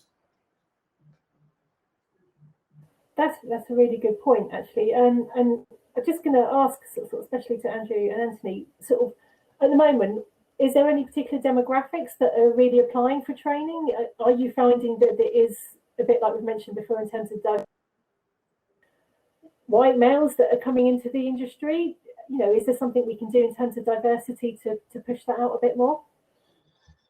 I think you are right. It tends to be white males of a certain age and being driven into this sector, maybe because of the civils element of it. And I think that's the point. We're not explaining the breadth of the industry and what the opportunities are, and also the support behind these industries. I mean, it's not just the teams of people digging up and putting fibre in. You know, massive organisations behind them, and then of course, you know, you've got to sell the broadband and the fibre to people, etc. So I think there's a lot of work that can be done in there. I think you know, apprenticeships are a good opportunity of doing it, but we've all got to start to change the language, because we're talking about apprenticeships as if they're for 16 to 18-year-olds. You know, apprenticeships are lifelong learning now, so we need to call them careerships. So you might start with an apprenticeship, and then it's a careership after that, and you can move. And we all know now, under the new policy, if you're learning new skills, you're entitled to an apprenticeship. So think about it in that, and we have an opportunity, I think, to really change the parity of esteem, you know, between apprenticeships and other types of education. Yeah. No, that's definitely right. I mean, at the moment, we're also looking and trying to diversify in it and also push people in this direction. This is an opportunity to take a career path. And these career paths is more of a career tree. You can end up wherever you like. You can be an acorn on the end of it or the leaf the other end. It's really putting them in the right place. Because everybody looks at this and goes, oh, really? It's big. There's a lot happening. It's only going to happen for a short time. It's not. I'm sitting in Denmark at the moment where the same things are happening. It's also happening in Germany. It's happening in Spain. These are all following after. And this workforce is going to be able to go around the whole, wherever it is at the moment. And it's going to keep going. As you said, there's more than just getting out there and putting the fibre into the house. There's all the bits around it as well. All of the ancillary staff need to be there as well. So this is more than just hands, arms. That's why I said hands, arms, heads, legs. It's the whole thing. Yeah. People even putting this into how are you going to build the network? There's a shortage of those. So this is a skilled worker sitting there that needs to put this network together somehow. And I think Anthony's right there, because you know, you've got the big hyperscale data center providers, you know, the Amazons, the Googles, you know, they're building fiber networks on their own at pace, and that's not going to change. 5G is going to have an impact on this, and so this is going to explode and opportunities. And I think the challenge for, if I'm honest, the challenge for the current fiber providers will be holding on to their staff once they start to roll out into other areas. So it is going to be a challenge for them. And we've seen some elements of minimal training being done so that these people are not skilled enough to go and work elsewhere. So there needs to be a bit of a parity there. So, you know, there is an opportunity, and I think it's an exciting one. Isn't that a barrier to investment though? So particularly for the smaller companies as well, to actually, you know, invest in workforce, if they think, well, as soon as they're qualified, they're going to go elsewhere because there's so much demand out there. I think that is the case, but as we all know, if you don't invest in them, they'll definitely go, because they'll go to the company that will invest in them. You know, that's what happens the world over. You know, you need to take a view that you have an employee and you've got them for 3 years, shall we say, not for life. And if they're effective, productive and good while you've got them for 3 years, that's your investment in them. You know, no one's going to go and work for anyone forever now. And so it's a better way. You know, do you want 3 years of good quality staff, or do you want 5 years of low quality, unproductive? I know which one I'm going to go for. Definitely. And I hope they do go for the proper one. I mean, this is the big sort of dilemma in this. How do you get people in there? How do you train them quick enough to get them out to earn money? Because this is what everybody has to do. They have to start generating cash. Without that, you're sitting there with the problem Matt's got. Yeah, but how do you keep them there? Without this cash generation, it's going to be a difficult one. I think what they've got to do is, you know, they've got to talk, these providers have got to talk to FE colleges and apprenticeship providers, because the apprenticeship models that are out there are incredibly flexible. Everybody thinks that they're day release, block release. They're not. You can have front-loaded accelerated apprenticeships. You can have front-loaded only apprenticeships. So, you know, you can bring people in. They don't touch your network for 6 weeks, and then they're almost completed their apprenticeship. They just maintain it all the way through an endpoint assessment. So there's lots of things there but the organisations aren't necessarily talking to the FE colleges, but of course the FE colleges are not experts in what the industry requires. So there has to be a partnership. I mean, we happen to work with a number of providers and FE colleges, and we sort of bring the three bits together to say, this is how you need it. And so, you know, government is supporting these different types of apprenticeships, and it's almost, you know, pick a mix as you want to. That's a really good point, you know, and I think that's one of the things I wanted to ask is that does this need a more holistic approach maybe from within the industry, where you do get network operators, specialist training providers to the industry, working together with further educational colleges, maybe even local authorities as well, you know, to help coordinate and help bring those maybe those who are on the job market into these sort of things? Is that something that industry should be looking at? Is it something that maybe INCA can play a role in? You know, how do we get these people, I suppose, into the right places and all talking to the right places? I think that, you know, I know. I was going to say part of it is giving them a route to market, identifying what the opportunities are in our industry, explaining that it's quite a mature industry. I mean, I've been involved with fibre since 1976, which makes me prehistoric, I know, but it's a major industry, but not everybody knows how to get into it. And I think part of the frustration for somebody trying to break into our industry is saying, well, what training do I need? What qualifications do I need? What accreditations do I need? Who do I talk to? Do I get it at my job centre? Do I talk to my college? Do I talk to a training provider? Do I talk to one of the tier 1 providers? I think we need to remove the obstacles to make it as transparent as possible, such that individuals know who to ask. I think one of the interesting aspects of this morning's session was it's who do I inquire of to find a way forward. We live in the industry and we recognise the frustrations that are there. People not in our industry will be struggling to find a way forward. So let's signpost it for them. Who do you think should be doing that then? Who needs to own that to make it happen? Well, interestingly, we've mentioned government to some extent, can make people aware of what's happening. They've done an excellent job with apprenticeships over the last 5, 6, 7 or 8 years. I think the same's true of this major opportunity. I keep seeing more and more people breaking into our industry. They're dependent on skilled individuals to make sure it happens. Those individuals need to be trained. And where does that training come from? So some fantastic training providers out there. We need to highlight there's a major opportunity and say, here is a route to this market. The FE colleges are part of it. How do we approach them? How do we engage with them? So perhaps, I hate to say central government, but within the people within government, within the various departments, we can highlight what is required. I think as a INCA has been a great channel to actually highlight some of the problems, issues, opportunities that is there for us all to engage with. But it's making sure that people can go onto the INCA website and go looking for career change. You're not a recruitment organisation per se, but you're sort of saying there are opportunities now in this industry. This is who you need to look at. This website for apprenticeships, this website for broadband, this website for civils engineering. So let's flag up these opportunities. Certainly, from government perspective, I mean, we've tried getting some of our local FE colleges kind of interested in doing things in the sort of sphere. They're very, very fixated on where the money comes from. So, you know, what the Skills Funding Agency recognise as being a qualification that they want to be investing in at present.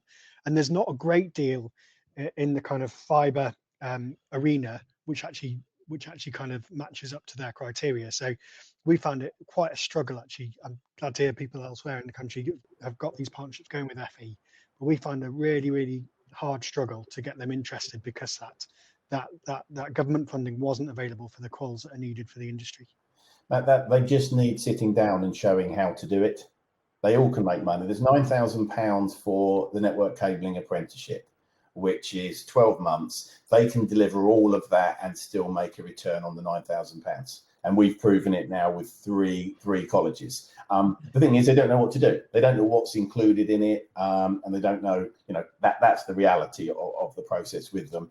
And when you're asking people to look at something that's not their field of expertise, they're talking about equipment costs, and they just can't get it there. But it works. It stacks up, and it does contribute. And obviously, levy payers is one pot, but the smaller providers, which may be providing subcontract into these larger players, they're only having to pay £450 towards £9,000 worth of training. So, you can get some highly skilled individuals out of this, especially with front-loaded apprenticeships. There's not really an excuse not to do it. The challenge is finding the people, is actually getting the people, and that comes to a wider industry problem, and that's wider than the external fiber market. This is the telecommunications market, the cloud, and all those sorts of things. And of course, don't forget, we are competing with those sectors of the industry as well. Internal network cabling, they're desperate for people as well, and they've got the advantage of it being a bit warmer inside and things along those lines. So, it is a case of us doing a bit of a job of getting people interested in and what makes the internet work. Whether that's into your home or internet on your device, it's the same principle for people, and that within this sector there is a career, and you've got to start somewhere. I think Frank's probably the same as me. Most of the people I know in this industry fell into it. No one intended to come into it. It just was what happened, and we've all got stuck here for 30 odd years, solving the same problems that we had then. But there is opportunity. Funding is there for people, but you've got to deliver it to the FE colleges as an apprenticeship in a box. You've just got to say to them, this is how you do it, and this is what you do. And that's what we do with our partners. We take it and we deliver it for them. No, that's a really good point. And actually, it's just reading. Actually, one of the questions on the Q&A is again from Charlie Redding, and it's about what more can be done to rip down the barriers to the pipeline of people coming in. So we talked about the FE colleges and the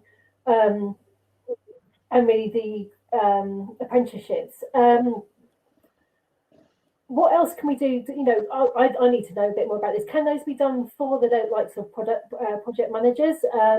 Those kind of qualifications. How accessible are those? For those out there that are looking for maybe a different level of employee, someone a bit.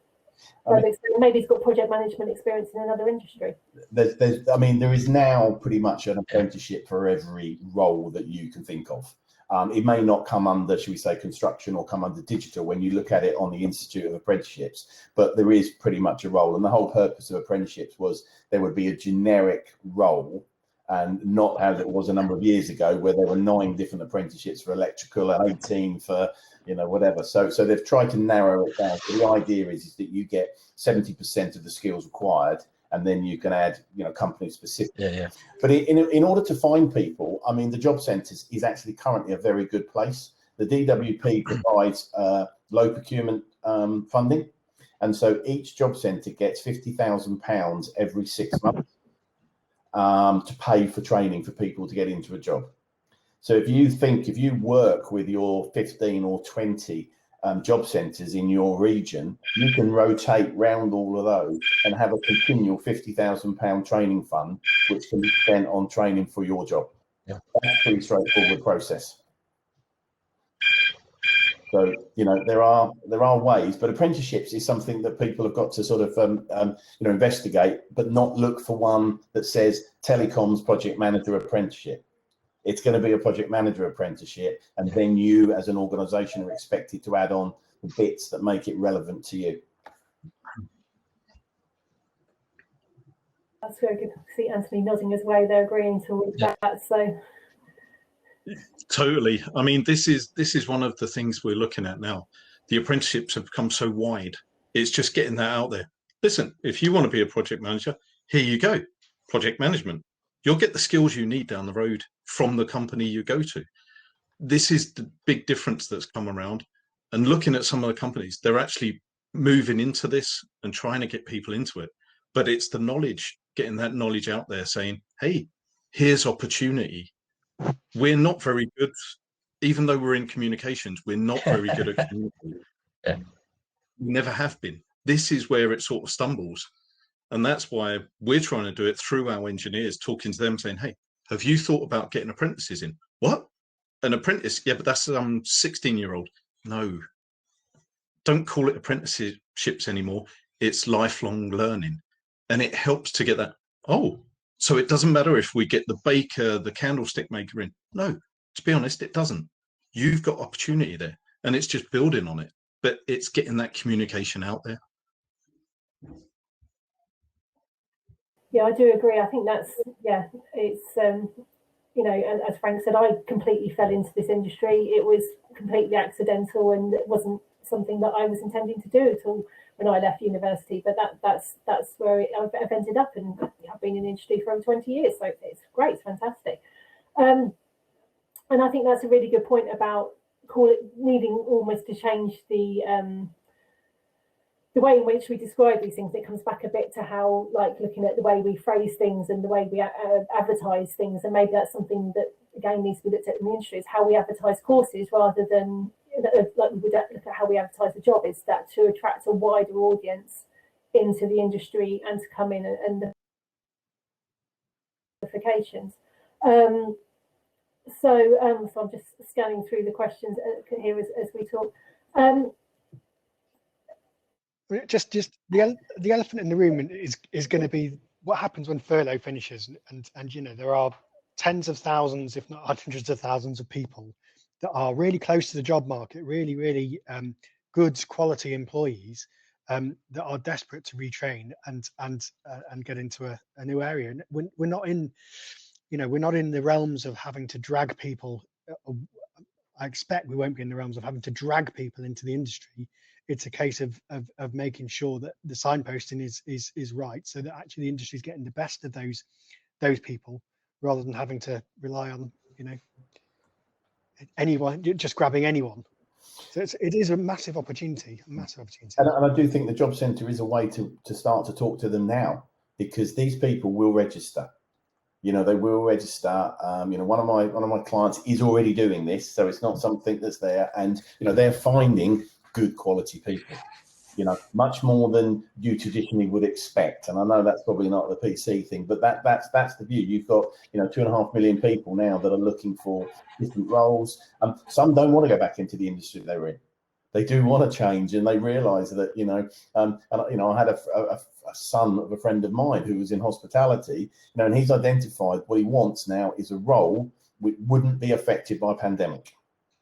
That's actually what he's looking for as the driver. And so therefore, you know, something along our industry is prime for that to a large extent when you're on the external. So, you know, there are drivers, and the job centre route is an easy way to find people in the right area. The pandemic impact is quite interesting, isn't it? Because one of the things that we've seen is that a lot of people have seen the real society value of the healthcare industry. And so applications to become nurses and doctors have rocketed because everyone just sees the value in that work. And maybe that's another thing that we need to actually be seeing in this telecoms. You know, we've got what I call Boris's dream. We've got to get full fibre everywhere by 2025. Now, okay, we've gone back on that in both the full fibre and the 2025, but we've still got that. You know, the Treasury said the capacity is not there to deliver full fibre everywhere by 2025. So we're going to take back, you know, or hold back some of that 5 billion. Okay, so we need capacity. We need trained people to deliver that. That's what it all comes down to, is have we got enough people in the sector to deliver that dream? Well, at the moment, no, we haven't. But what are we going to do about it? I'm afraid I do come back to that. Do we need to get central government to say, okay, it was our call. We wanted to massively increase the capacity of deployment in the sector. So, yeah, we've got to stand by that. Matt, you're looking troubled. No, not troubled. I agree entirely, really, and it's a massive opportunity for them as well. You know, we're going into the realms of massive unemployment, but there is a sector here that has got the capacity to take on tens of thousands of people. So yeah, where I guess we need to, as a collective, understand where government intervention, be that financial or through the training and education piece, where that can actually have the best impact, and try and do some lobbying, because it's a massive opportunity. I think the challenge you've got with government is it won't move fast enough. You're already in 2021 now, and this is an industry problem, and the government will, and I know this from talking to other industries that have tried the similar thing. They've said, we've just created a marketplace here for you, now get on with it to a certain extent, because there has been significant funding, as we mentioned earlier. There's significant external funding coming into it. We'll undoubtedly see mergers and acquisitions moving forward. We'll see all of the normal things that happen in an industry, and the government will struggle to intervene on that. So I think, the industry does have to look at it, but make itself more appealing. I saw one of the questions pop up that was, right, is that the word apprenticeship is used a lot now. It is much more than it was, but it still has connotations. So I've adopted careership. That's what I'm saying to people that over the age of 18, I'm saying it's a careership, and you'll change your career probably. But you can use this, and that just language, just is helping people see it slightly differently, because we want mature people into this industry as well. I was listening earlier, project managers, surveyors, other people within this in the industry are going to be required. So we've got to look, but publicising these kind of conversations, these events, and working with schools and colleges is going to be key. Well, what's interesting is the one technology that we're all using nowadays revolves around the digital world. Without it, we couldn't be having this Zoom session or this session today. We wouldn't be having Netflix on our televisions, and we'd all be struggling communicating with our friends and neighbours. So it is a technology that people are using all the time. Let's make sure that people are aware of it, and that there are some major opportunities within it. I think you said I've got involved with the Chamber of Commerce work on skill shortages, and talking with people like DWP is an excellent channel to actually make them aware of what is available in the marketplace. So let's use the contacts we've already got, and let's do the lobbying that we've mentioned to at least start that ball rolling. I also accept that industry needs to do its bit as well.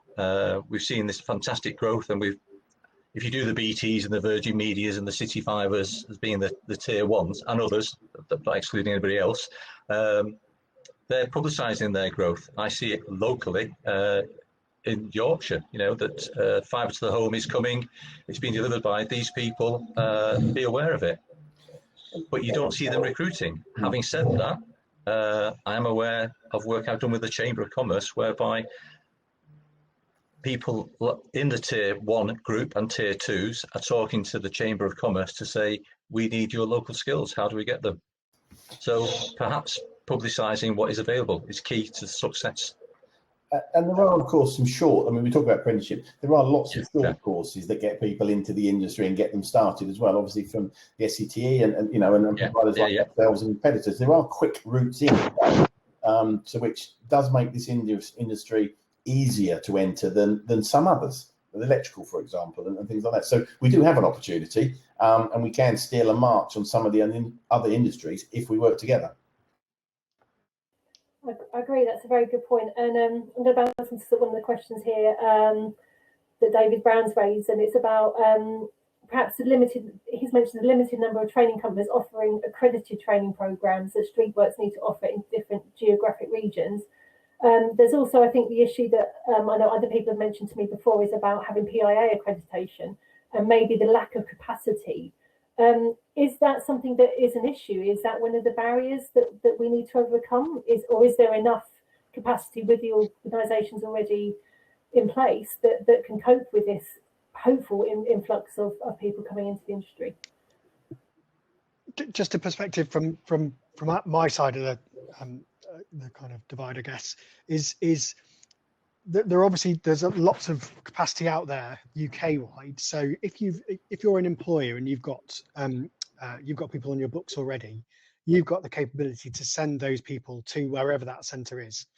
On the more public side and on the DWP side and on the job centre side, is if you don't have a local centre that has those accreditations, you don't have the capability to send those people who aren't already in the industry to get skilled up, you know, or speculatively to then go and look for a job. So you know, having a local presence where training can be provided is really key in terms of getting people into the sector from wherever they are.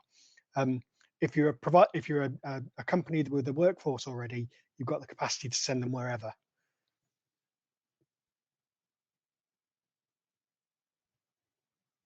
Yeah, I agree on that one, Matt, because I must admit, I know I previously did some training sort of pre-pandemic, and you know, I ended up spending best part of 2 weeks staying in a hotel so I could go and do part of my City and Guilds course. So, you know, which was great when my employer's paying for it, but it was in the Bahamas as well, so it was. Well, obviously, yeah. There might be more people have taken it if the training moves to the Bahamas, maybe. But yeah, but that is something, you know, to consider. You know, that if that was me when I was in a position where I'm looking for work, I couldn't have afforded to do that. But it was something, obviously, because my employer paid for it, then made it a possibility. I do think that is something to consider. But I mean, the other thing to consider is it's not cheap to set up a training facility with all of the equipment that you require. You know, it's easy to set one up just to show someone how to fuse and splice and show them once, but actually to train them properly so that they're good at it, they get to practice on it, they can fault find, they got the network, all those kind of things. That's expensive, and so therefore the providers, you know, out there are charging, you know, X per course. The problem is sometimes in the marketplace we're in, the fibre companies just don't want to pay that. They just think this is too high. But of course, you know, well, in that case, set your own ones up then and do it yourselves internally, because the overhead and the quality. And of course, then you've got the issue, as you said, about the difference between accreditations, qualifications and certifications. All three of those are different. And just be aware of what you're actually going to get and what's fundable and what's not fundable and all those kinds of things. It can be a minefield, but ultimately industry accreditation tends to dominate, and that's something that, you know, you can't do. And of course, then you've got to look at what's regulatory and what's not. So there is quite a, you know, a mix there. Do you think then that that's something that would be helpful? Right, you know, people maybe coming into the industry, applications they need that are relevant, and also those maybe as there are, you know, a huge number of startup organisations actually building networks and deploying the networks. Would it make it easier for them? Should there be some standardisation across the industry into what qualifications are needed for what role? I think you can focus it down on the knowledge, skills and behaviours you're looking for. That's the important part, because ultimately the rest is trainable. You know, it's what knowledge can somebody undertake? What are they capable of doing? What skills have they got, and what behaviours are they going to demonstrate? That's actually what we're largely looking for, because then in whichever way, either internal training, external training, it can be done. And there you're right, you could just overlay a very simple roadmap. The problem with doing this is people overcomplicate it.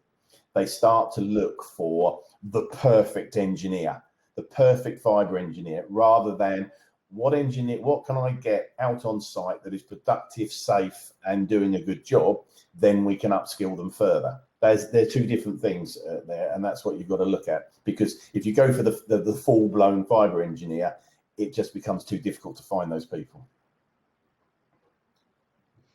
You've hit a really good point there with they're looking for the perfect engineer right here, right now, instead of taking that career ship where you get on the ship, you go to your destination, you take that time to get there.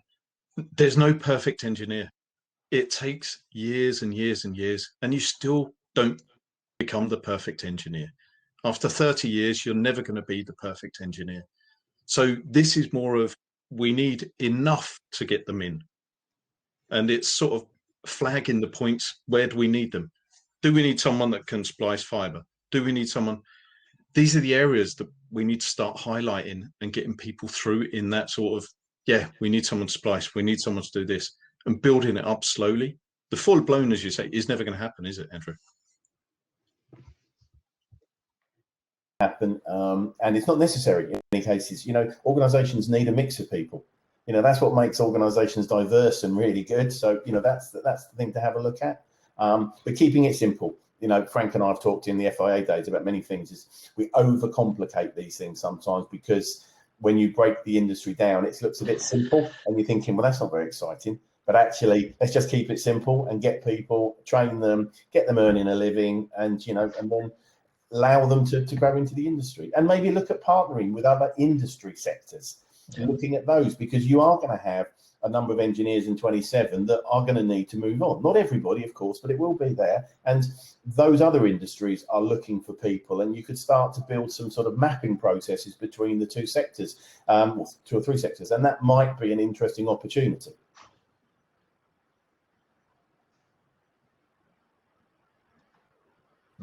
Yeah, I agree. Actually, I do agree that there's, you know, to promote that career, we need to have that conversations with other people. And so I think from when I've been speaking to people looking into this sort of issue, a lot of people are like, oh, not quite sure, it's not very clear.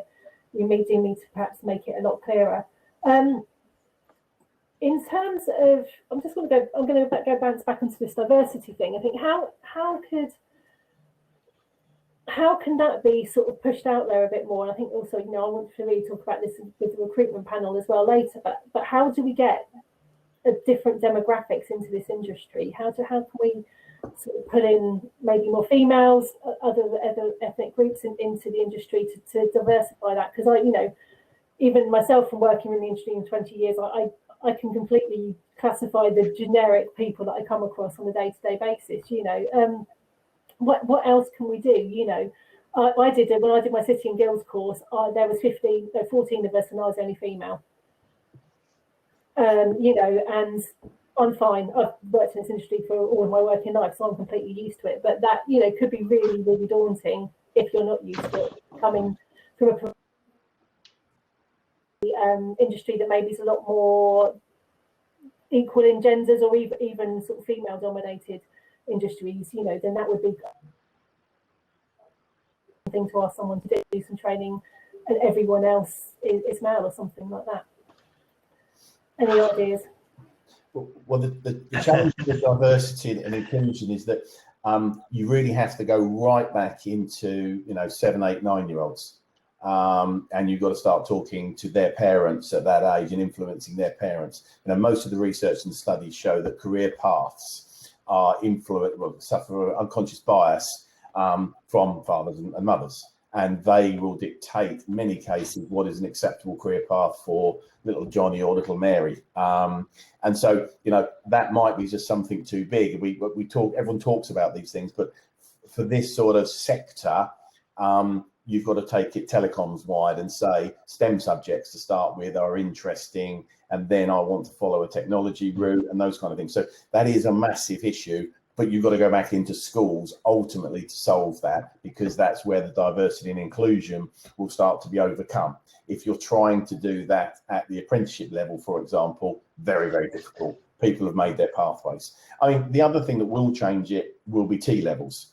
T-levels will have an impact on that for us, because obviously there's network cabling, both internal and external, within the new T-levels. So we've got those in there. And, you know, at the moment, too, I think Matt's a point earlier on, the FE colleges that are doing the T-levels are not currently selecting the network cabling as one of the 3 options.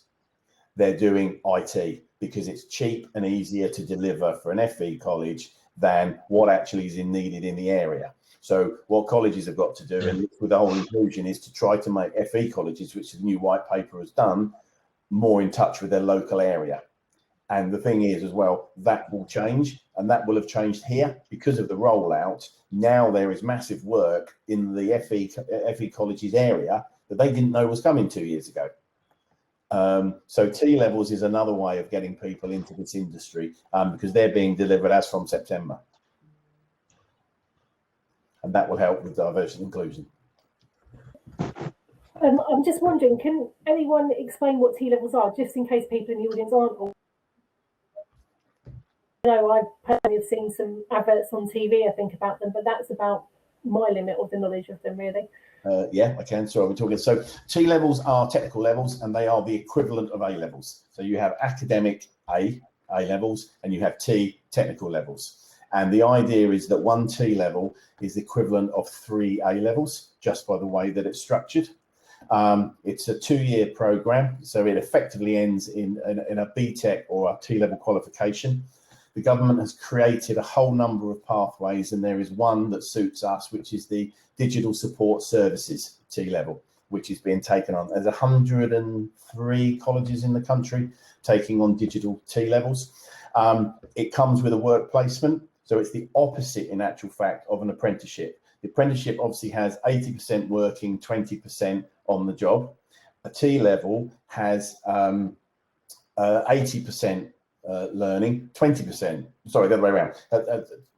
Apprenticeship has 80% on the job, and the T level has 80% learning, 20% on the job. So 45 days as part of a T level has to be part of your work placement. And the idea behind them is that you have academic, which is very broad. You have T levels, which is less broad because you will have chosen an area. So should we say digital? You'll have chosen that. And then you have apprenticeships, which are very focused because you've actually taken a specific apprenticeship in a role. So those 3 education paths are designed to work alongside each other and reverse our lack of vocational and technical training. That's the idea behind them. Can I just highlight that the one drawback is that finding employers to take people on for 45 days is something of an issue. And again, it's part of the education of the employers. It's challenging to get somebody to take somebody on for that time. There is some work being done where employers are going to be probably awarded a reward. Rewarding something. That will be, yeah, and that'll make a change. Okay. Because, obviously, a lot of the employers have been involved in creating the T levels. Now, that's at the larger scale organisation, so of course they're expected and been part of it and part of their buy-in. But no, T levels will be, I think, very, very popular, and they're really at the heart of the whole government's white paper on education now. No, that's great. Thank you. I think that's it's a good way of explaining. It's really important as well because if you're not up on these things, it's a bit of a minefield when you start talking to people. I'm just having we seem, sorry, while Claire's looking at for more questions, we seem to have quite a lot going on, some really good ideas, some really good initiatives for solving the skills gap in 5 years' time. What about 5 months' time?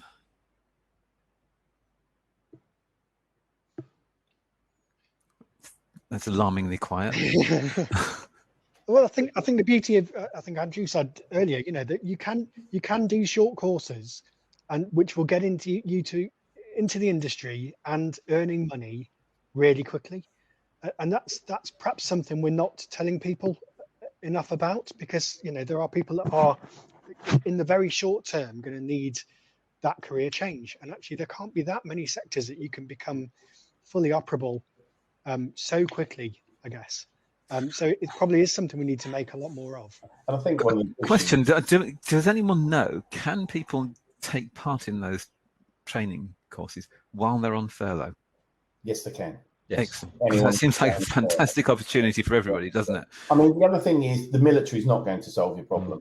So don't even think that the military resettlement market's going to do it, because everybody is all over that market from other sectors, and you know it's not going to be enough. You'll get some, but it won't solve the problem.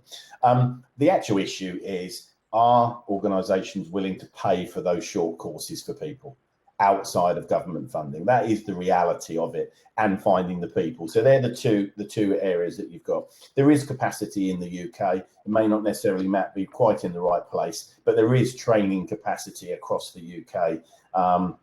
And you know, and I'm sure if the market was big enough, other training providers would pop up, as is always the case.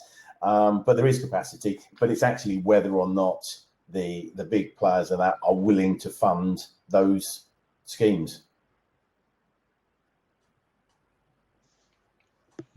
That's an interesting challenge, isn't it?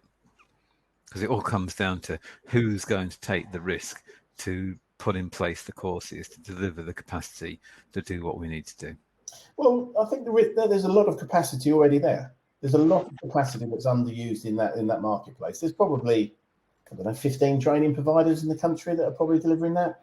And I doubt maybe 1 or 2 of them are at capacity, but you know, they can scale reasonably easily. Yeah, that's certainly one thing that we saw and was reassuring when we looked at this a few months ago, wasn't it? The training capacity is there. Yeah. We need to start using it to capacity really quite soon, because in a sense, within a year, we're going to need the full capacity output of that training capability. Mm-hmm. Yeah. Yeah. You know, but it comes at a cost as well. That's it. So there has to be this sort of, you know, element that, you know, people have, you know, these things don't come for free in any environment. You know, and so what worries me is in a year's time or 2 years' time, you're going to be sitting there thinking, "Oh, blimey, didn't see that coming." Oh yeah, we did. Yeah. You know, but again, the thing is, remember, we're not the only industry that's struggling with this. There are other industries that are struggling with this skills gap, this skills recruitment piece. And it's strange when you see these number of people that are unemployed at the moment. You know, are they in the right places for those jobs and things like that? I mean, you know, look at the aviation industry. You know, how many people that have been displaced in that industry currently? And if that comes back, which it may come back quickly, I mean, the challenge, I think, for all of us is we do not know how fast these industries are going to bounce back. Yeah, indeed. Yeah, or you know, in some steel industry, is it going to bounce back? Yeah, exactly. You know. Yeah. Sorry, Claire, I interrupted again, didn't I? No, it's absolutely fine. I'm just kind of conscious we've kind of come to the end of our time on this, really. So I really wanted to say thank you to everyone who's been taking part in the panel. It's been a really, really interesting discussion and hopefully really insightful as well for our audience. That there's been lots of good information out there. So, you know, again, if people want any other questions answered, if we can help put people in touch with anyone, then please get in touch with someone from INCA and we'll do what we can to help. And I also just wanted again to thank our sponsors, you know, Paragon Traffic Management, and also I was going to mention here as well that they do offer some training courses as well, a whole range of them, not specifically obviously in maybe direct for telecoms, but things like health and safety and all that kind of thing. I think they mentioned they did about 45 different courses. So if it's something that people want to talk about, please go and have a chat with the guys on their stands as well, on their tables, and find out a bit more in that area there. So right, I want to say again, thank you to all the panelists for taking part, and we're going to have another networking break now, so a chance to top off coffee pots and cups of tea, things like that. And we're going to reconvene at 4:05 p.m. with our recruitment panel and talk about what we can do to actually get people into the industry there as well with them. So thanks again for everyone, and we'll see you all again soon. Thank you. Thank you very much.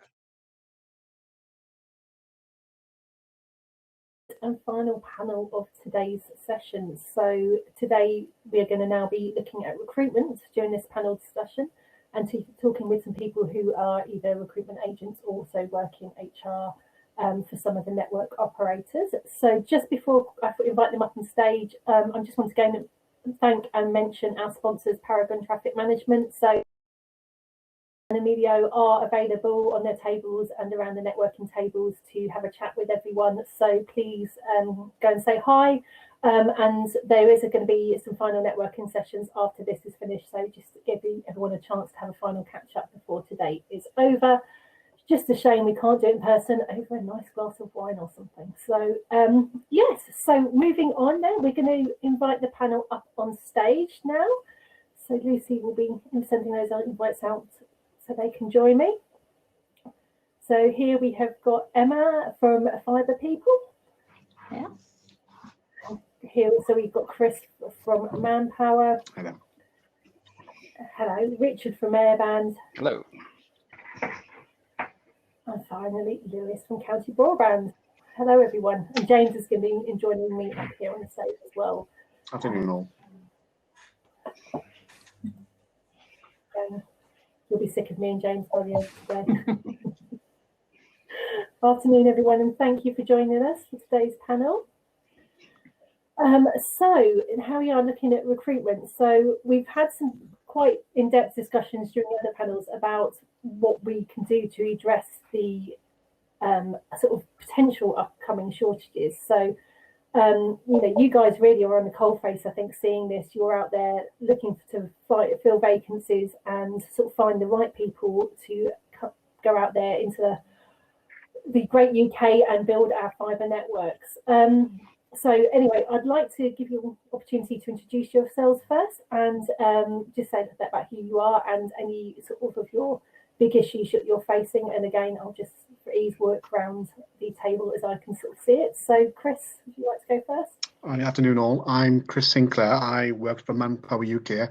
I head up a very small but technical team within the group that really helps ISPs and their contractors UK-wide build the current projects and looking at various training providers currently at the moment to address the skill shortage, which I see every single day.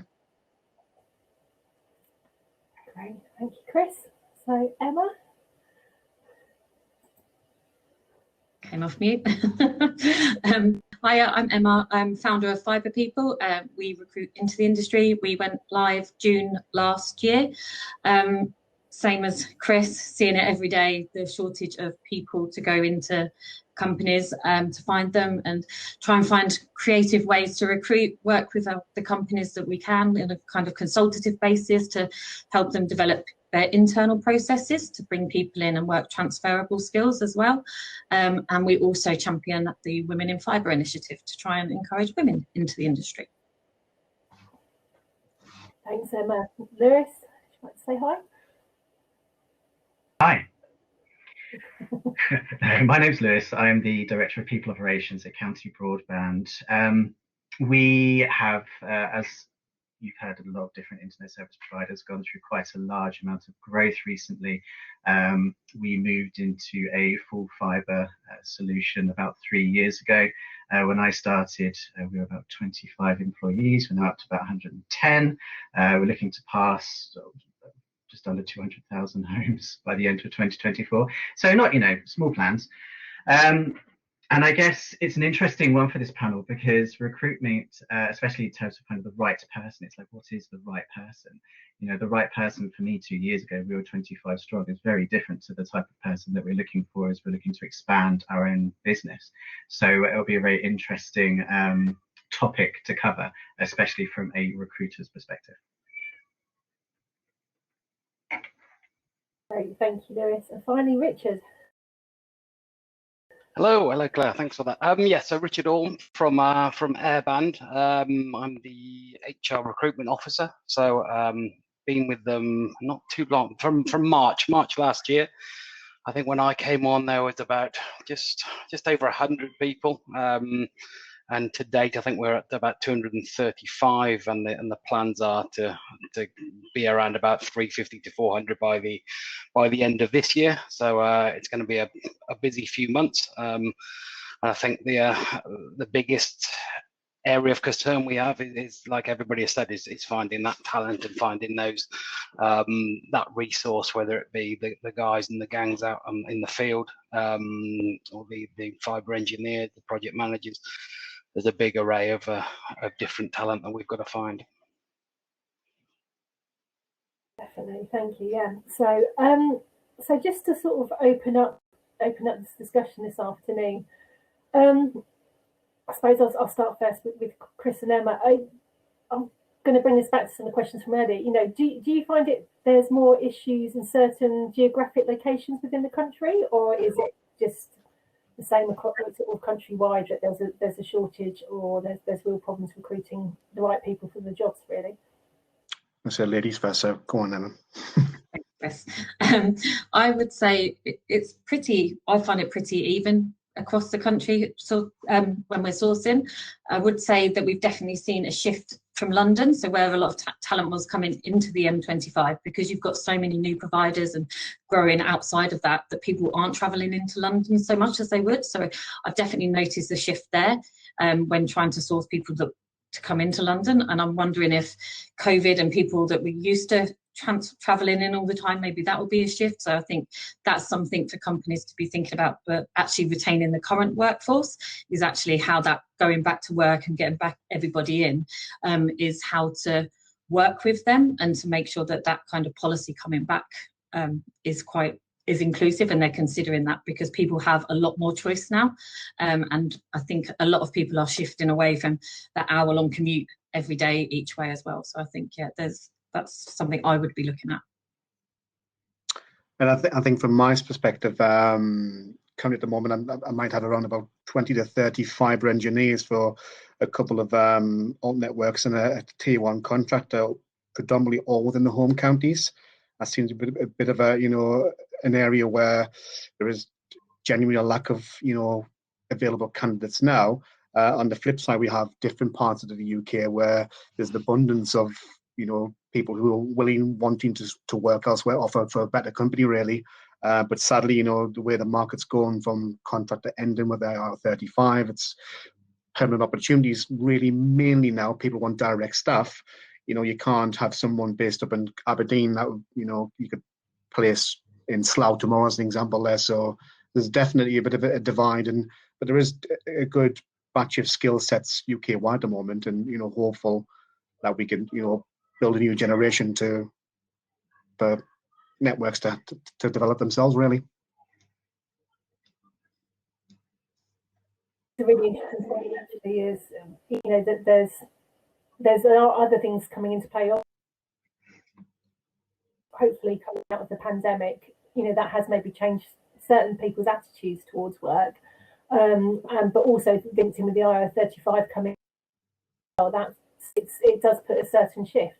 Are people, and I suppose it's open to everyone, is there a change from going from a very, maybe what was a very contract-based way of employing people, certainly engineers, to more of a direct employment? And I know people have mentioned in the past as well that they feel that helps retain staff if people are maybe employed directly. I know that's certainly a model that we're looking at exploring is having that direct labour. I think we have a mix. We use the subcontract option, but also we want to bring in some of our own in-house labour, and that IR35 we can see being an issue down the line. Obviously, the grey areas that do pop up with that, in the likes of providing people with their own vehicles or clothing. There's all sorts of areas that we've got to look over, and that's why I think we'd prefer to look at that direct hire model. So that's something that Airband are looking at currently. Great. Thanks, Richard. Lewis, what about you? What are your thoughts on this? Yeah, so the evil IR35 coming into play soon. I think that there is definitely move towards the direct recruitment model, especially from our perspective. We try to directly recruit a lot of our fibre field engineers. We obviously do work with subcontractors for our build programs, but we have our own internal source to help supervise and partner with the build partners in order to manage those relationships. So I can definitely understand the shift, especially with the issues coming in with making sure that your contractors are IR35 compliant. I can certainly see the reason for that, but no, we already have a direct recruitment model.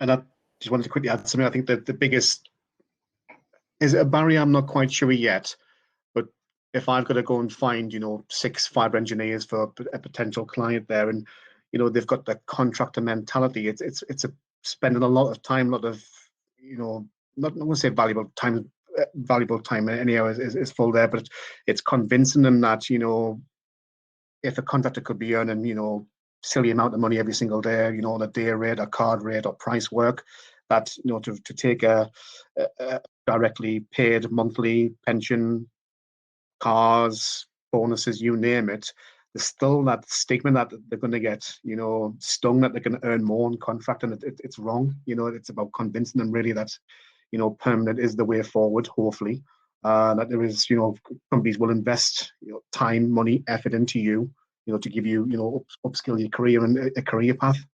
I saw it weekly, daily, that everyone got stung, and convincing them now to move. I think it's a really interesting point, and I think that it's one that each company needs to assess when they're especially recruiting en masse, and that's your internal culture.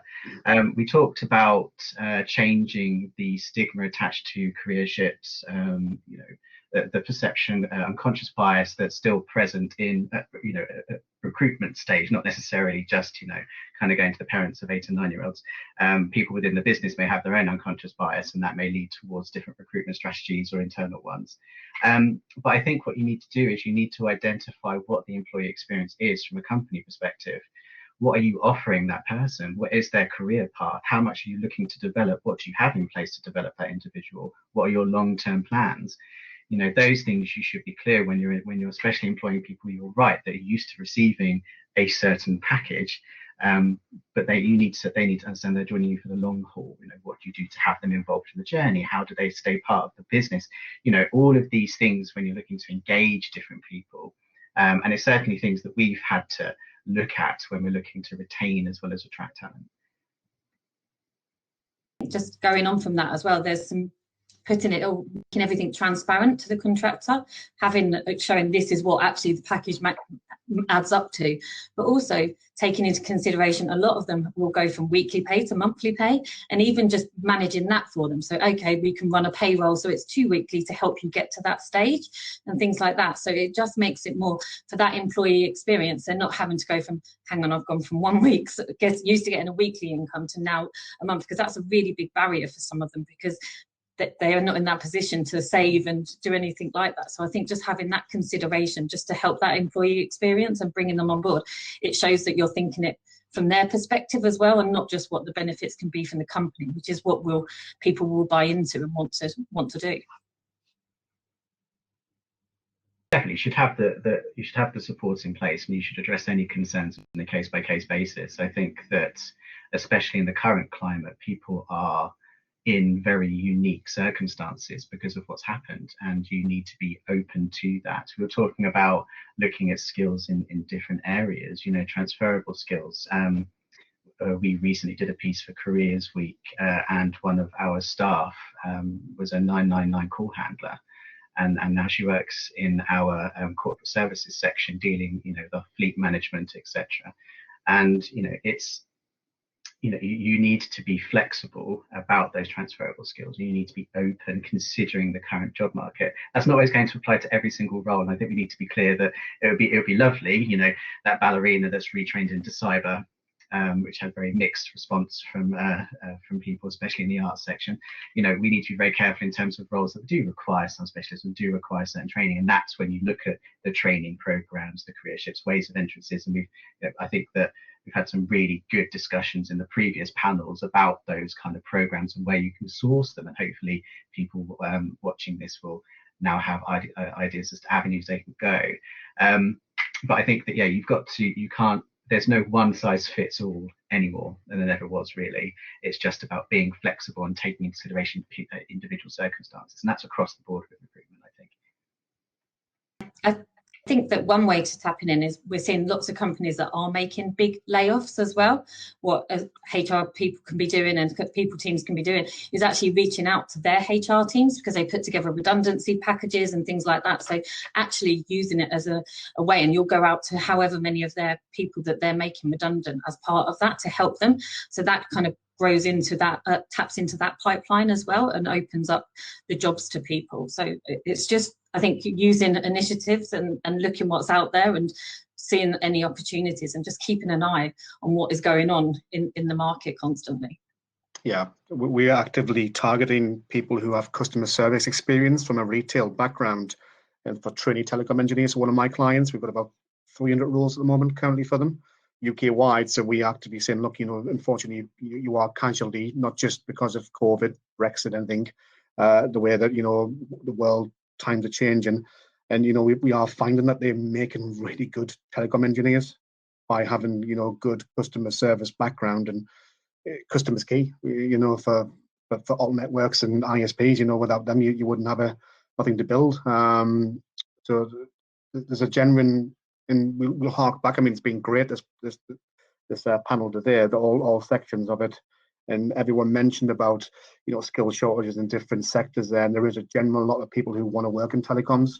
It's about finding the right partner who can deliver that genuine desire to say it is a career for life. You know, you are going to be, you know, helping someone, you know, have a TV package, you know, have access to one of those streaming shows, which we all know. I'll dance in the name just in case. You know, you are genuinely creating something for life there. I've come from a civils background, and you know, sometimes I pass buildings I help design and build, and still say, actually, you know, that he did that one many years ago. It's something that you know, there's a genuine career, and I think that's actually really important because, I mean, you know, going back in history, the people who built the railways, the people who built the canals, they had a huge pride in what they did. Okay, you know, what we're doing is buried a couple of feet under the ground, so it's not quite so visible, perhaps, but it means that people can, you know, live their lives. People can connect, and the strange time we are in is one good thing that we are using this today is the internet to keep in touch. You know, there's some rural builders who are putting fiber into somewhere that might add 1 megabyte. You know, that person can now have a conversation via FaceTime to someone elsewhere. You know, it's about connecting people, not using that old phone connection, but there is help out there. Just got to ask for it. And I think that's one of we talk about bringing the right people in. It's how we get that message out there, because when you speak to candidates and you're doing it on a one-to-one basis, or you can, to somebody not in the industry, you can sell it, they buy it, because it is an exciting industry to be part of. But it's how we do that messaging in a larger scale, and how we get that out there to the masses as such, to encourage them in, because I think people don't look here. They won't look at it. If it was a marketing manager and I was going, I'm not likely to search telecoms jobs, because I don't realise, because when I think of telecoms or fibre, I think of the engineer on the street in the high vis, because that's what they see on the front of it. So I think there's a really big piece that needs to be done in regards to that, and that kind of messaging that comes across to encourage people into it. And I think that needs to come from even how we all talk about it, because everyone uses different phrases, so it's quite confusing and it comes down even to the consumer side, because there's a confusion of what fibre is to them and what it means to them, and we're seeing that as people are going out, they think they've already got fibre and they haven't. So I think all of that kind of is something that INCA and panels like this today can help move forward and bring out that clear messaging of why people should join and get that out there. And I think that's really, really important to bring new people in. One issue that I've been looking at, though, is, you know, when I joined some time ago, I joined BT into their research labs, and then you basically, you know, you've joined BT. At that time, there were something like 250,000 employees in BT, and you made your way through it. And that was fine. There's enough flexibility, enough opportunity there. Smaller companies now, quite different. So the question is, to what extent do you try to find the person that you need to fill the role in your business, or do you find the people who will come to your business and build your business around the people?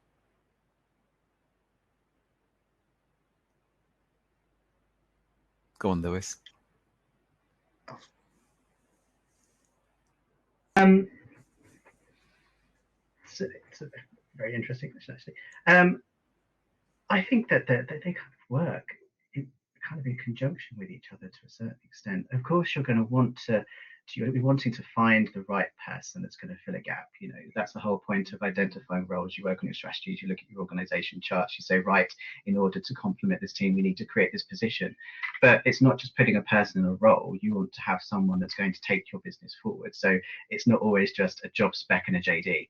And I think that, and I don't know if this is answering your question or if I'm just going around the houses. I'm HR, so it might do. You know, I think that you take into consideration the whole package when you're looking at who you're employing. It's not just about, I need that person to fill that skill. You're looking at someone that's going to join your business as a member of its community and take it forwards. So I think there needs to be a holistic approach. I love that word at the moment. Our head of Marcoms loves it. Holistic approach when you're kind of looking at your recruitment strategy. I just want to answer something about Robert. Is it Ames? Sorry, apologies if I get your surname wrong. And you're right. Telecoms is not just about people digging up roads. The 999 call handler I mentioned works within our fleet administration team. So it's definitely, they're not digging up holes, or at least I'm not expecting them to just yet. Not till they've had the right qualifications, obviously. But, you know, and it's about looking at those transferable skills, and we have to, you know, where does that message come from? That comes from us breaking down barriers, changing perceptions. I mean, you know, talked about minority there, Claire. You know, you said obviously male industry. Imagine, you know, 10, 15 years ago, my main profession would probably be perceived as either a hairdresser or a flight attendant, and certainly wouldn't be seen as somewhat male, you know, masculine kind of industry. And the way to break down those barriers is to highlight it as company representatives, as people that talk about recruitment, you know, talk about the you know, the diversity inclusion that you may not have originally, but what you're looking to bring in. So a piece we did for International Women's Day yesterday was actually have a statement from our operations and planning process manager. She has our head of network strategy reporting into her, and you know, she's dealing with techies. And for anyone that's obviously in internet service provider, in you know, a techie is a certain personality sometimes, you know, and she manages that team really well. Like, she is one of our, you know, our success stories. And it's about shouting about those things and breaking down those barriers and talking about the additional skills needed in an industry that has got the opportunity to grow. And only we can do that. We can't expect people to suddenly click and think, oh, actually, no, telecoms is more than just putting some fiber on a pole or under the ground.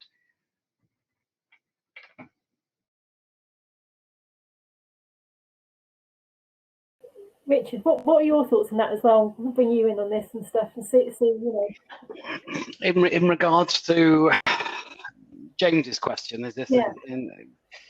Yeah, it's a strange one. If a good CV lands on the desk and you can see that the skills that someone can bring to a business, then we'd be silly to look past that, and we'd certainly look to utilise people who have got those skills that we can bring into the business, and we have done that.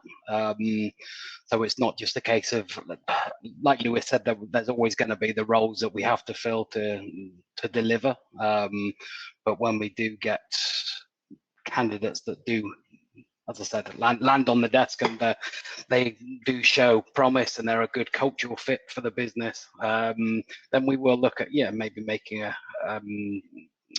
fitting them within the business. So that's certainly something, and I think that's key. I think the business now, they've got to have that flexibility.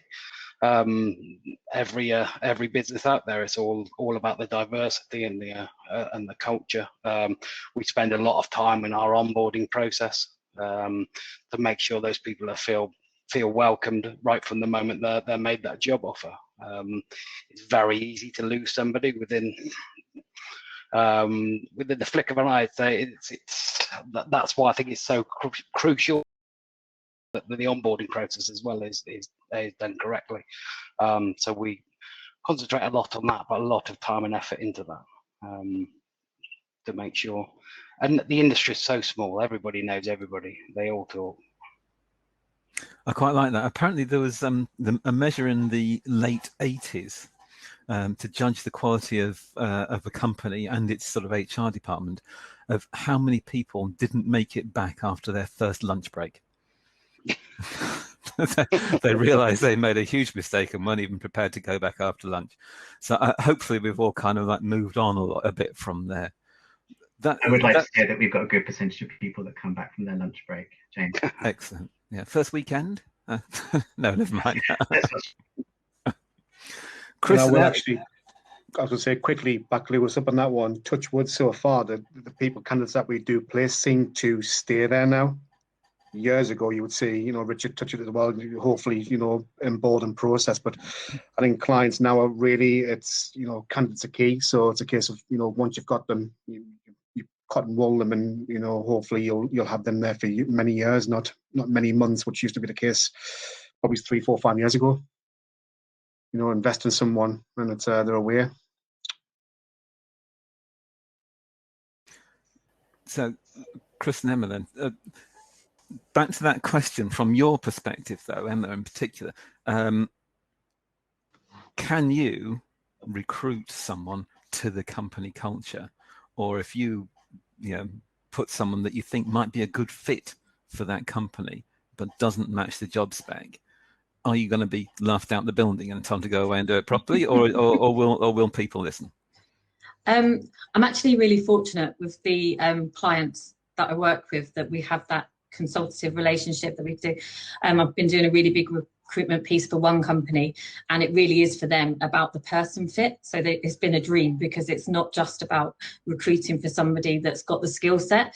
We've been able to work together, and they know if they get the 80% of the skill, they can train them on the 20% that they need to make them company specific. I always think it's a bit of an issue if you get 100% person into a role sometimes, because where's their progression? Are they going to get bored? Like, there's all questions with that. So for me, when I'm speaking to candidates, I would, for my clients, and I saw someone and I thought, actually, this is a really good fit for this company, I would definitely put the CV in front of them and an explanation why I think they are a fit, because there's so much growth going on. It could be that they've not told me about these future roles that they've got, but actually it fills a space that they may be looking at. So for me, I think it's really important to learn the culture of that company. The employer brand is there to attract as well as detract. So it's not everyone is for everyone. So for me, I want someone that's going to go in there, grow and prosper with that company. Like Chris says, that longevity is what you're looking for when you place somebody, and you want to keep working with them. So for me, I think it's really important to get to know the culture of the company you're recruiting for and who it is, because not everyone will fit despite having the technical skills. So I hope that answers it. Still down to those three things. And is it, can they do the job? Will they do the job? Will they fit in? Pretty much. Yeah, pretty much. But I think Emma touched it now. It's more, which I briefly mentioned as well. It's more of the person now, not the skills and tool. If they can be taught, you can't teach someone personality theoretically. So, it's strange times, good times, busy times. We'll get there.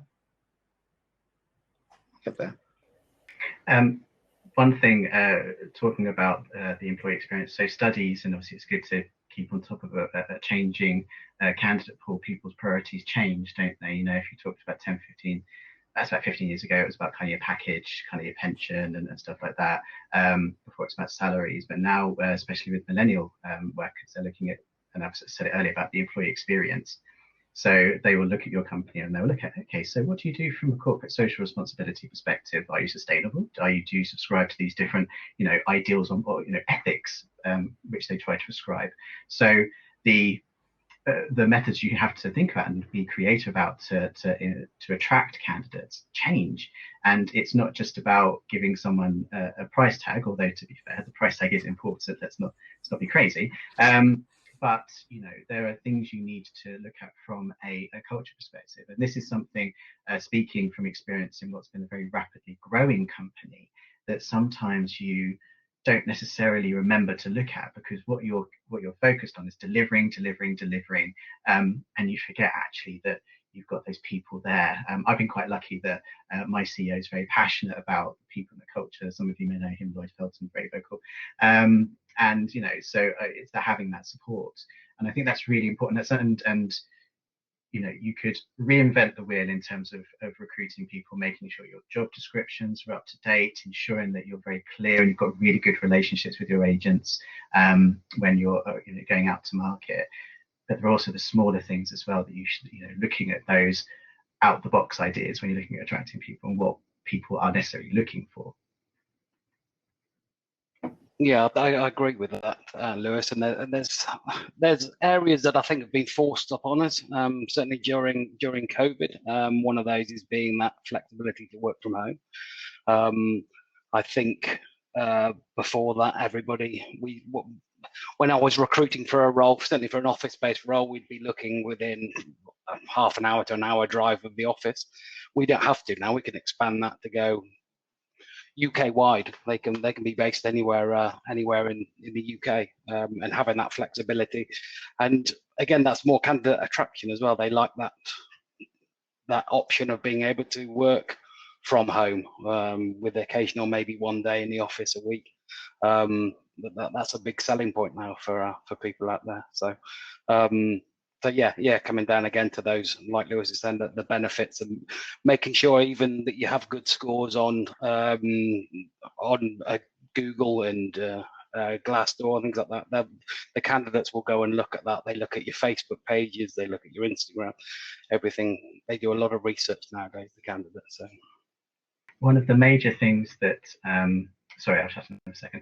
One of the major things that people will look for, and again, it's a sign of times, will be your focus on things such as mental health and well-being.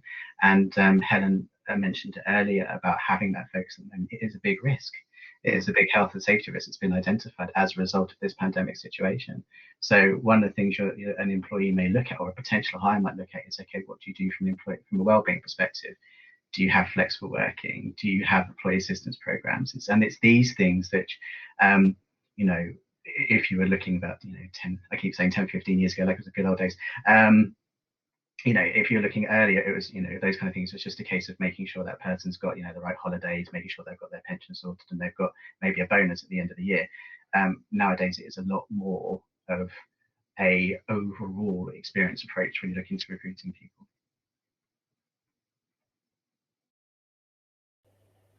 So I think this is really interesting. It's such a positive thing. I think going back to, again, I've been involved in recruiting teams before and stuff, about not in HR, and it's really positive to hear just how more in depth really the processes are now, and how important it is to find those right candidates. I've always felt that that's been really important.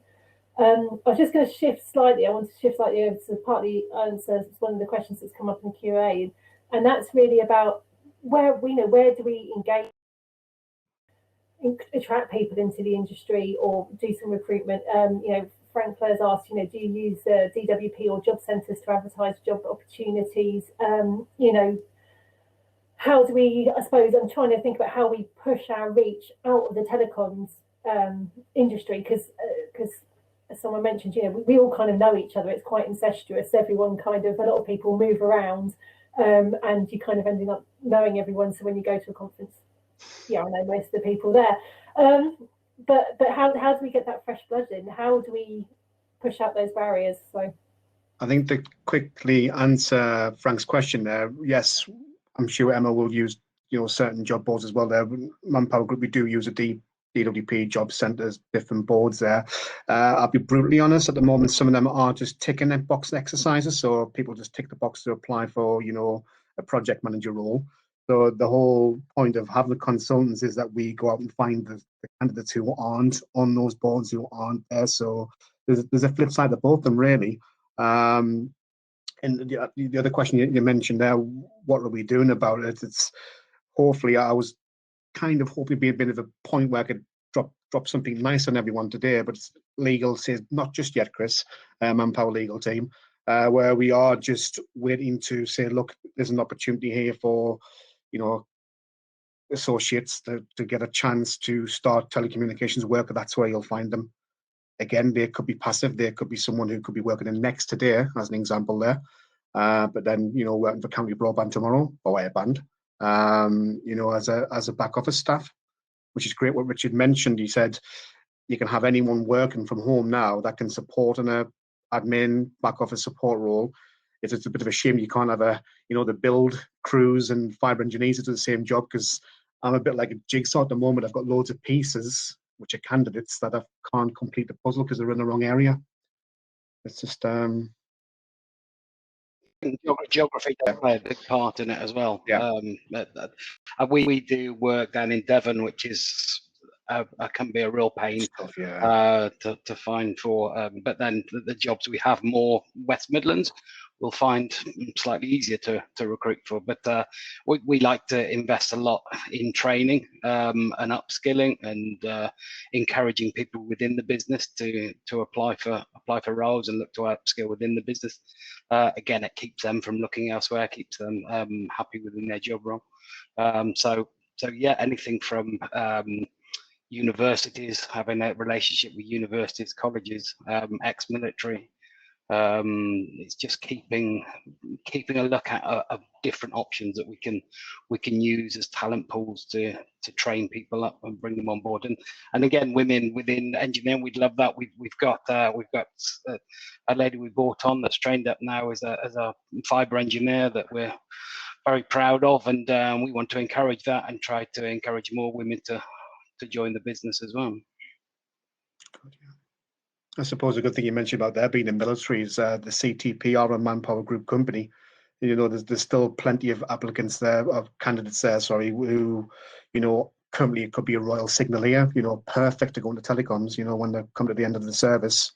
And I believe that there could be some more, you know, extra availability on people who's finished a bit earlier this time as well. So I did a survey once, which was for the last INCA panel. I think it was about 1,000 out of 15,000 really wanted to do telecoms. So that was 10% of the workforce needed, really. So yes, there is people out there. It's about having them, you know, teaching them, you know, selling them the service of telecoms. Really, then we all wouldn't be here. We'd be laughing on a beach somewhere one day. Soon. The other thing I was going to ask, especially maybe about in terms of working in geographical elite regions and stuff like that, is do any of you sort of work with local authorities to do sort of recruitment days or hiring days, something like that, to gain local talent, get those people into your businesses? Well, we work with probably not so. Well, we do have that relationship with some of the councils with Devon and Shropshire, but I guess more again based around job centres or colleges, schools to be able to hold. We tried to hold a trainee assessment day, maybe once a quarter if we can, to bring in trainee engineers. So we'll try to keep that and build those relationships with the local authorities to work on those.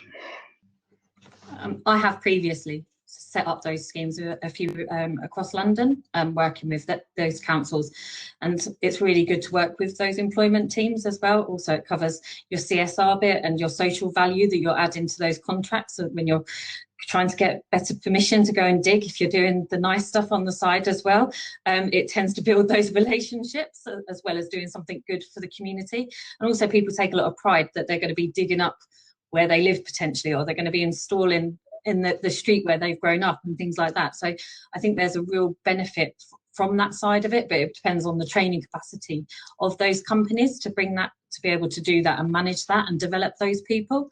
I think it's something that we're reaching out with the Wi-Fi initiative as well, just kind of speaking to those councils and then using that as a way to get into education and be able to speak to the schools and speak to the colleges. So that's the programme we're looking to bring in next, where we're going in and speaking to people at the younger age and talking to them about telecoms. And we're working on some material that will be going out as well, just to, it's obviously primarily going to be aimed at young girls to bring them in and encourage them, but I'm sure the word will spread and that it will encourage others into it as well. So I think it's really important to build those relationships with the local authorities and utilise them, because they have a lot set up within there. So they do a lot of the work for you in regards to going out to candidates. A lot of them have employability teams that do so much, and they've also got the space to do assessment centres and things like that. So you don't have to have that space yourself. That's really good. I think it's you know, I know you know, I think there is that real pride of thing. And I think this is, again, one of the promotion things is that people need to realise that, you know, kind of, I suppose, certainly saying the younger generation, making myself sound very old here, you know, Wi-Fi is just a given, you know, to my kids. You know, they can't imagine life without Wi-Fi, you know, and it's just, it is a utility, you know. So I think it's really important that we need to push that news that this needs to be delivered. You know, it isn't just a given. It needs hard work. It needs people to build it and to keep it relevant, because, you know, we can't keep progressing. You know, I think about the usage just within my own house this year, you know, with 2 adults on Teams calls and a daughter doing learning via Teams as well. You know, the demand's been quite high, and I don't have fibre to my home. I have the choice of two very incumbent providers, and I'm quite lucky that my signal's quite good and I get quite a good service, you know.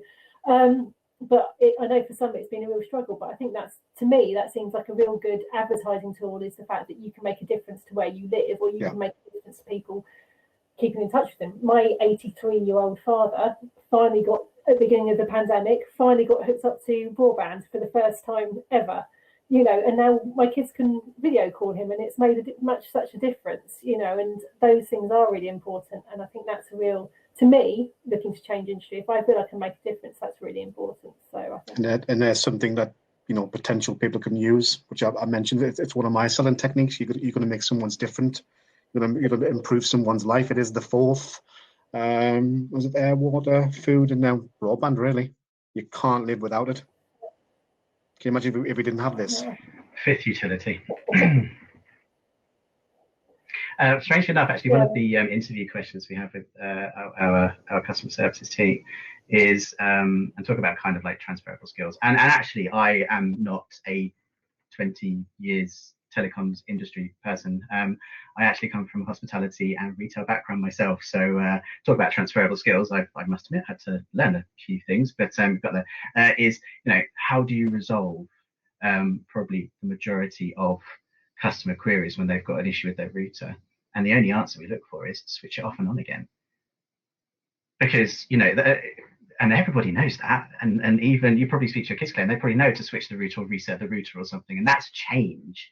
And then, you know, everybody knows internet. It's astounding, actually, how much knowledge and exposure there is to it, but people don't necessarily understand it.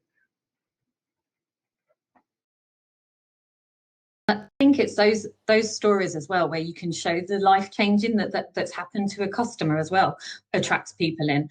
I spoke to an engineer who they'd put out fibre, and it actually meant that this guy's son could stay living at home. He was a photographer, and they didn't have fast enough broadband, so he was unable to upload his work, so he was having to go and stay away a lot. But they ended up with fibre, and he could stay in his home with his dad and things. It's those little stories that are actually quite heartwarming and are nice to hear. And I think it's that people seeing the actual real impact of having good broadband that's reliable and that's steady and that you can use. It can be a game changer for lots of people, especially those rural that are having to, we heard, going to McDonald's to get the internet to be able to do it until they went out there and did that. So I think it's just bringing that the industry to life through those stories and kind of people making it attractive. Actually, I want a piece of that. I want to be part of this change. I always compare it when the telephone system went in years ago, and how long we've had that and everything. And like now we've got this stage of it, and people can be part of that and actually be, yeah, I like saying, yeah, I recruited engineers that went and that did that and they put that fibre in there, or I've done it. It's a nice story to tell, and I think it's being part of that story. And I think if we can get that message out, that will make a difference to who we can attract in.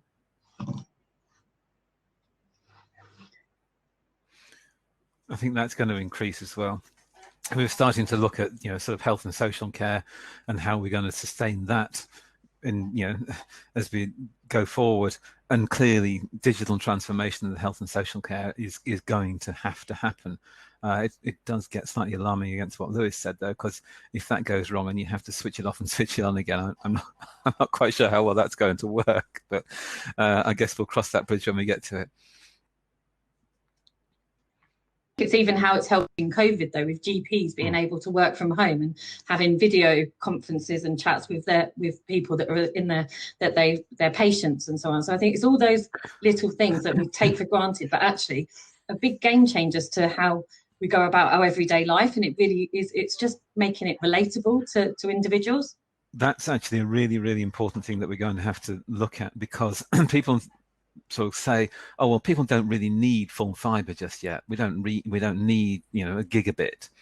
Well, the reality of that is that it's only when we got into COVID that we've actually needed superfast, because most of the applications that you use don't need, you know, 50 megabits per second.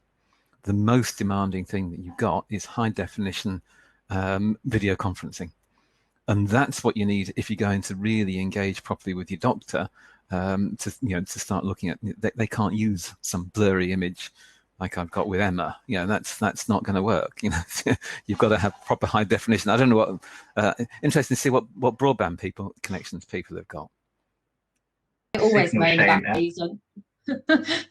I always moan about it. I'm like, I recruit in, so surely someone's going to come to Central Bedfordshire soon and give me some fibre. I'm Virgin Media, fake fibre. Okay. Chris, what Sky you got? BT. Sky BT. But Claire, they are actually doing. There's a provider building a network around my way soon, so hopefully it could come to my village. Whilst at County Durham, no one wants it, so there you go. Yeah, I'm Virgin Media, and I need to have a word with County Broadband because they're going to some of the villages near me, but they're not coming to my house. I will pass on the message. Go on, Richard. What you on? Well, I should say airband, shouldn't I? But I'm not. I'm BT. Yeah. Lewis? Bye. No, okay. I'm afraid I'm on BT, but there you go. We'll catch up eventually. Sorry, Claire, where am I? I'm rambling. Go on. No, it's fine. I was just looking at the time, and we've kind of come to the end again. So we've time to probably tie everything up and thank everyone. So because I'm conscious that people will need to finish up, and I'm sure there's lots of emails people up and stuff like that at the end of the day. But I just wanted to say thank you to the panel. Thank you for saying all your input. It's been great and really informative. And yes, we really appreciate it. And INCA's you guys taking part. So thank you. Thank you. Thanks. So back to networking for a while. Yeah, we're back to networking for a while. So I would just like to again thank everyone for attending today. It's been a really great afternoon. It's been great to see all the input from the audience as well, all the questions coming in, and apologies if we didn't get to answer all of your questions. And again, thanks again to our sponsors. I hope everyone's been able to catch up with the guys from Paragon, and if not, please do so now. I'm sure they'd appreciate a quick final chat with a few people before we all leave. And again, just thank everyone for attending. So just also to make everyone aware, this is the first of a series of webinars and events that INCA are doing on the scaling up issues. And this is the first of 6. So please have a look at our webpage, and there's more details about some of the upcoming events there. And there are sponsorship availabilities for some of those events. And we also do have registration via the website as well, if not yet, but certainly coming up for the ones later in this year. So again, thanks to everyone, our participants, our sponsors, all of our attendees for joining us today. And I hope everyone has a really great evening. Thank you very much.